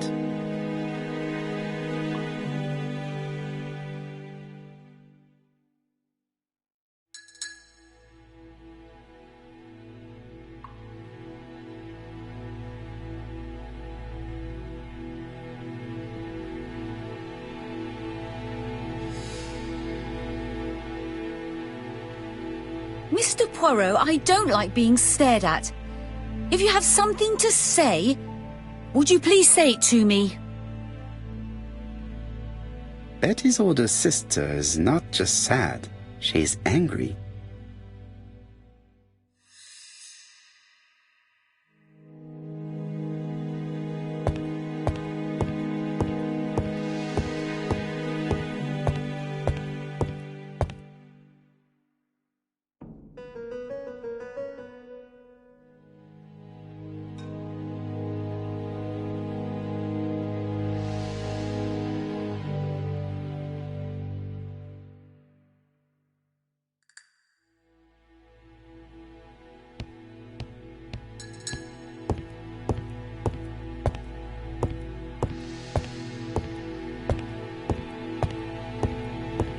not be polite to visit the house without being invited to do so.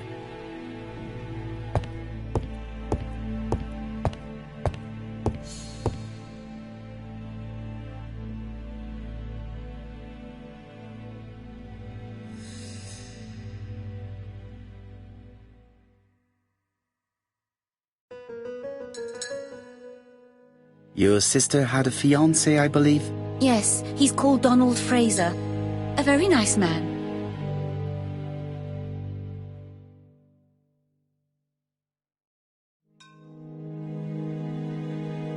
Do you know where we might find him? He works at the estate agent's, Corton Brunskill.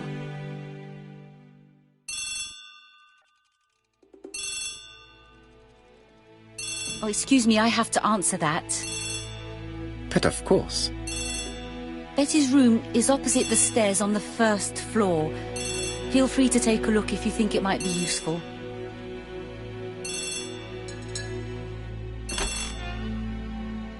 This young woman is far too clever not to have anything else for us.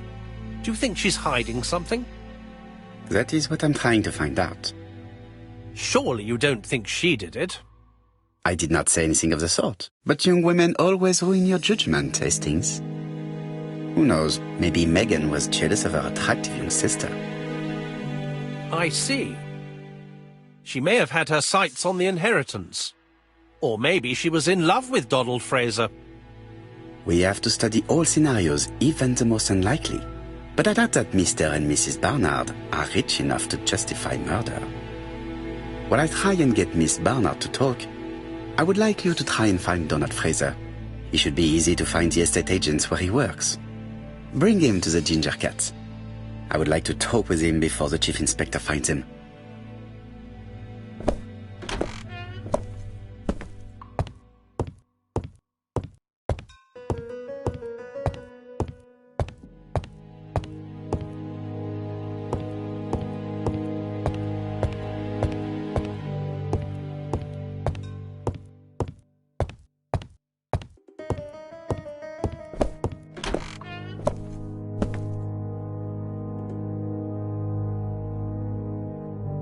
I have not finished inspecting Betty's bedroom.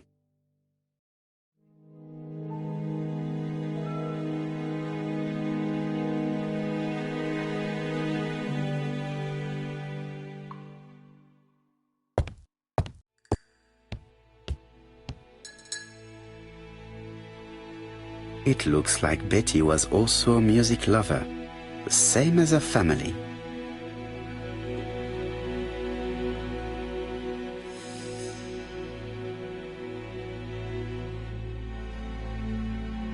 Without a doubt, Betty used to sing.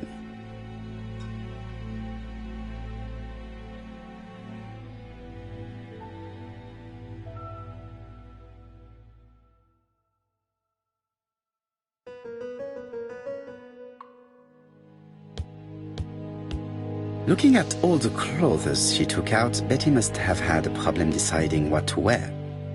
Maybe she had a date? A box of new stockings.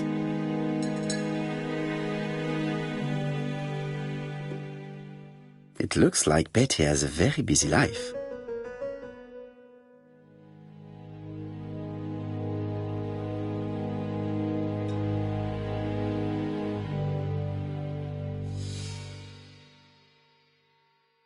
Betty liked luxury and going out, and being as pretty as she was, she probably did not have any problem getting herself invited.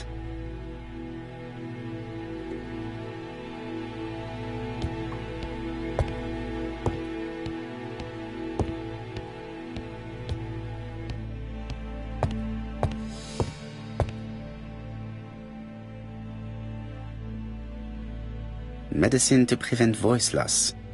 Did Betty have problems with her voice?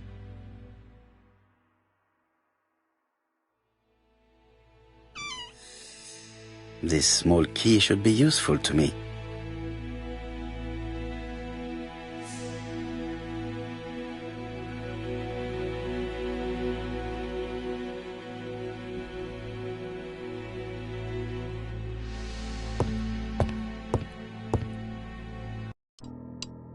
Something on this clock bothers me.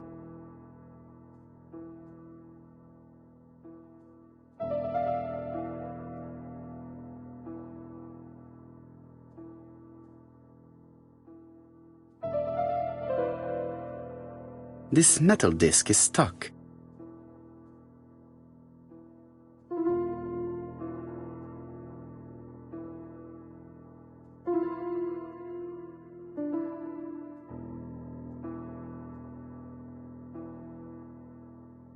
This wooden panel is blocked. I can't open it.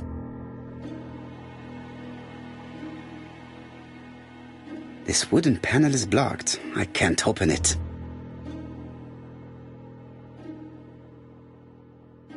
Strange. A sheet of paper is blocked in the clock.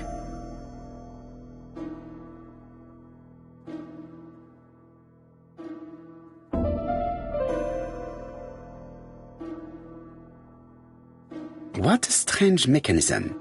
I don't think it serves to turn the hands.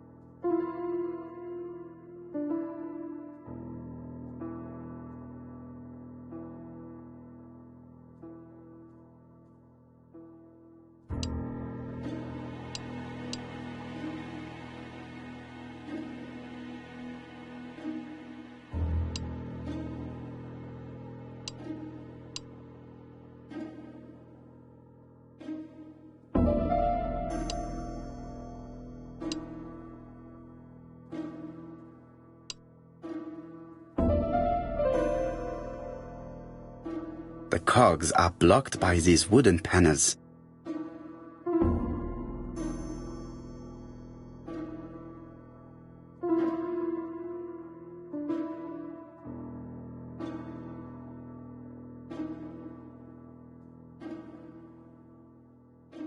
The cogs are blocked by these wooden panels.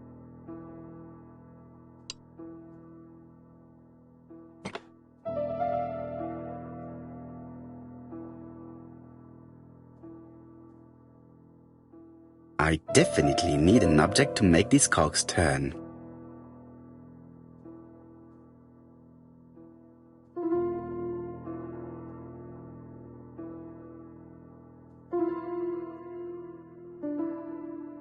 I definitely need an object.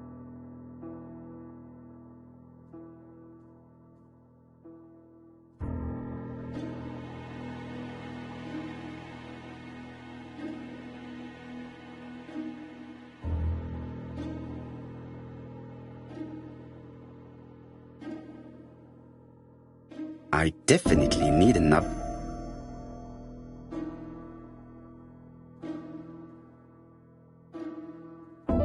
I definitely need an object.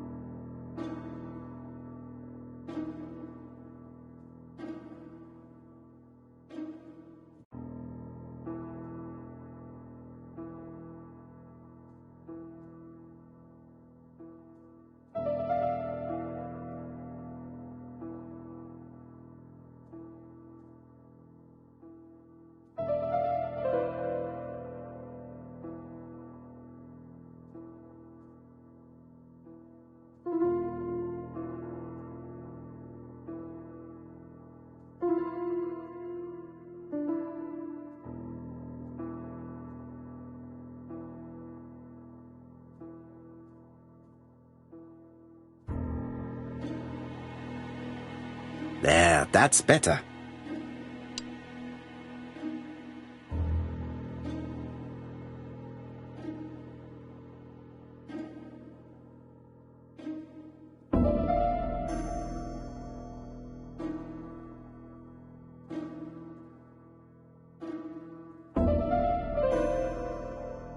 This metal disc is stuck.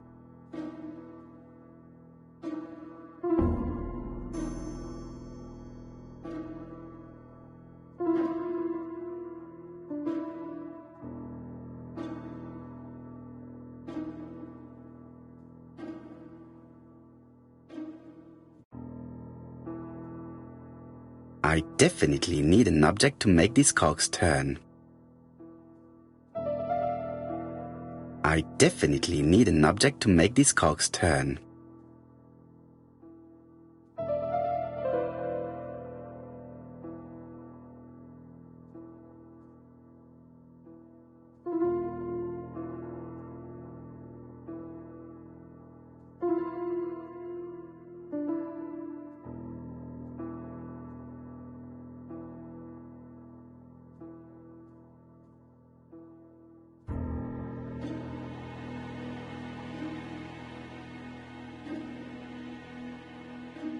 I definitely need an object to make these cogs turn.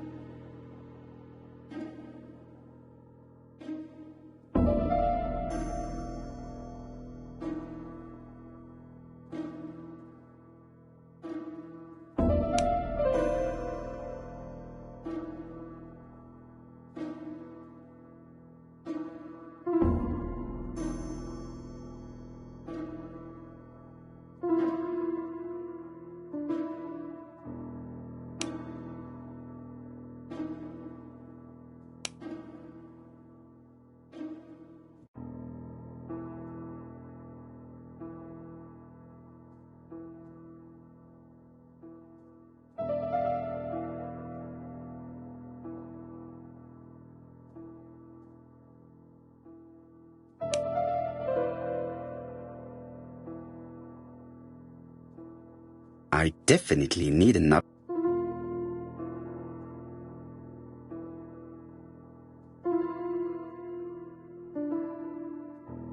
I definitely need an object to make these cogs turn.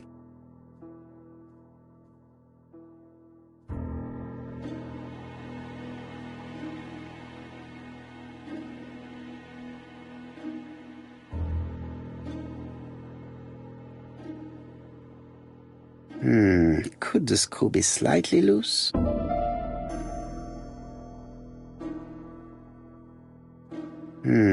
Could the screw be slightly loose?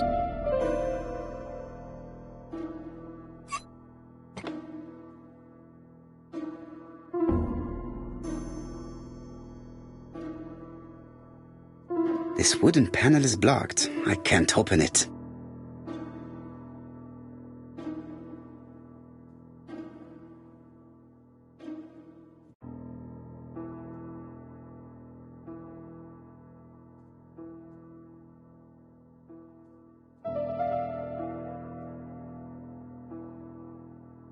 This decoration appears to be firmly fastened. This decoration appears to be firm.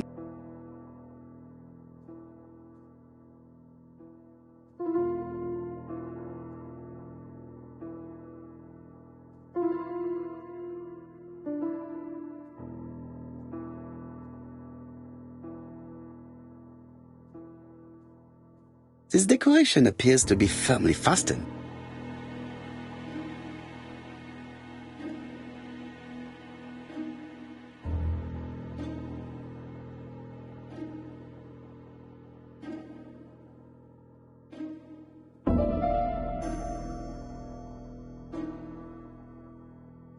This decoration appears to be firmly fastened.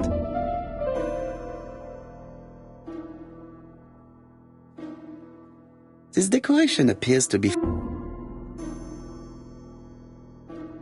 This wooden panel is blocked. I can't open it. Strange. A sheet of paper is blocked in the clock.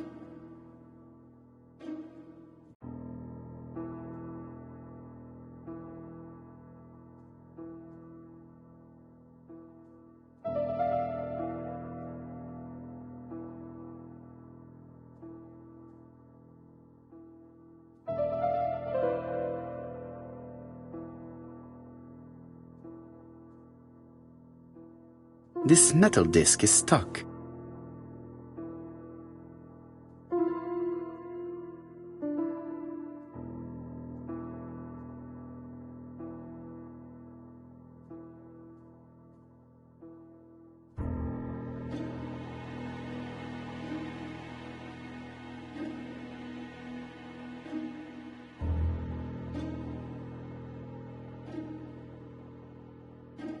I definitely need an object to make these cogs turn.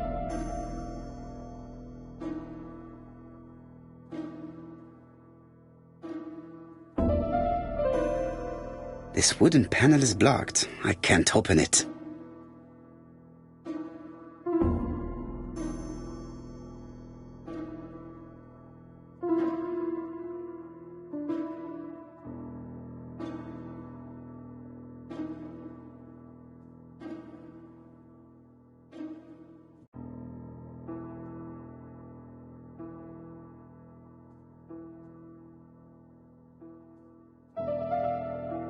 This wooden panel is blocked. I can't open it.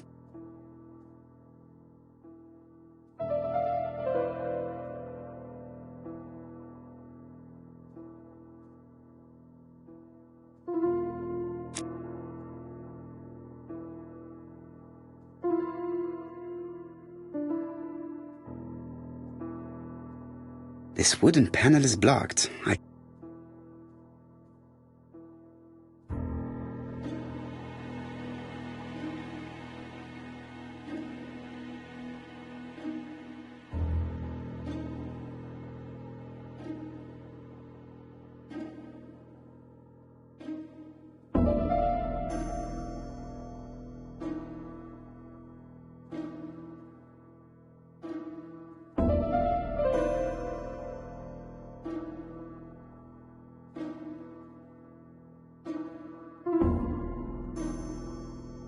I definitely need an object to make these cogs turn.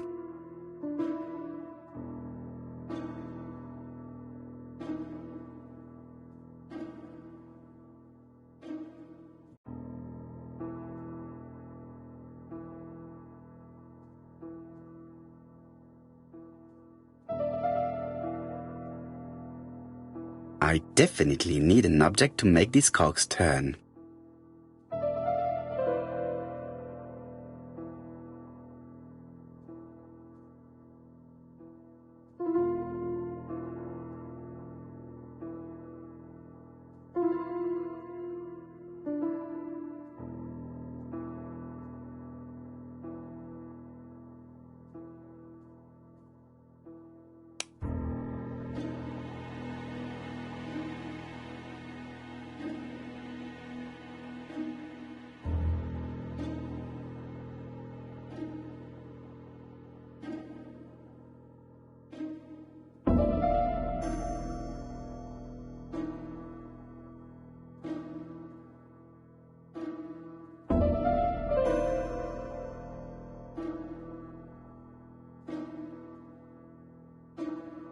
I definitely need an object to make these cogs turn.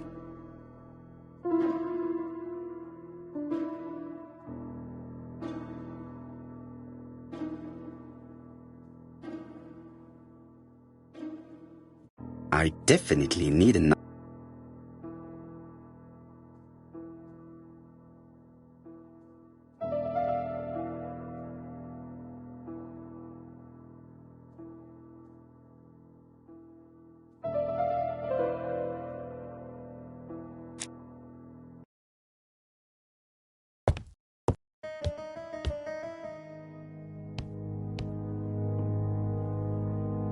a record sleeve with a handwritten title.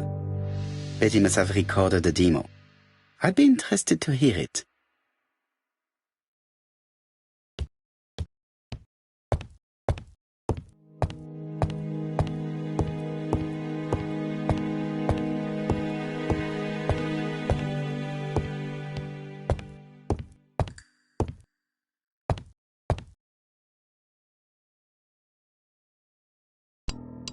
Something on this clock bothers me.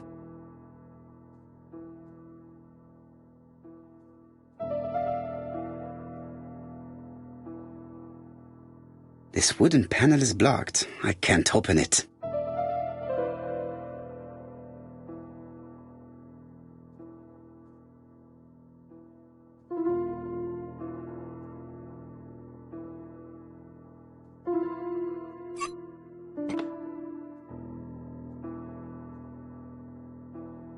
This wooden panel is blocked. I can't open it.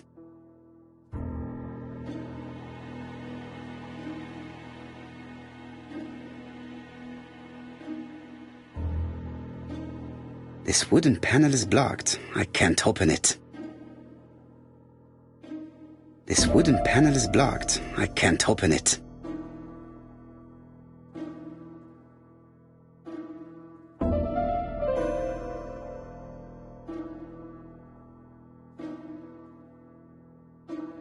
This wooden panel is blocked. I can't... Strange. A sheet of paper is blocked in the clock.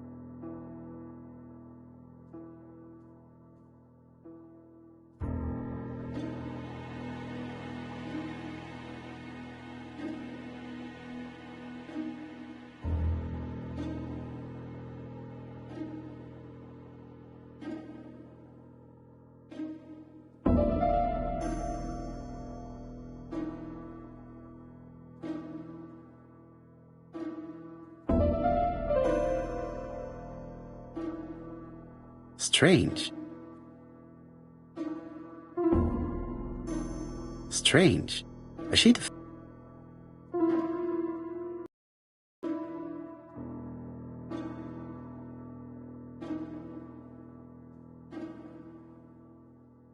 There, that's better.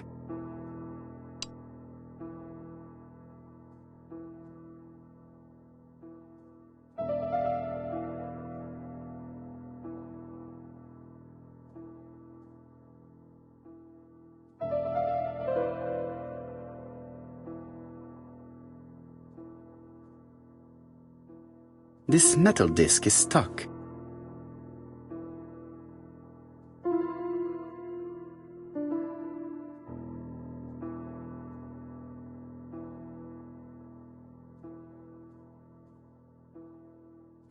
What a strange mechanism. I don't think it serves to turn the hands.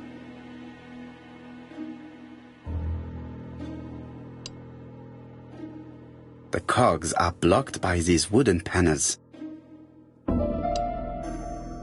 The cogs are blocked by these wooden panels. The cogs are blocked by these wooden panels.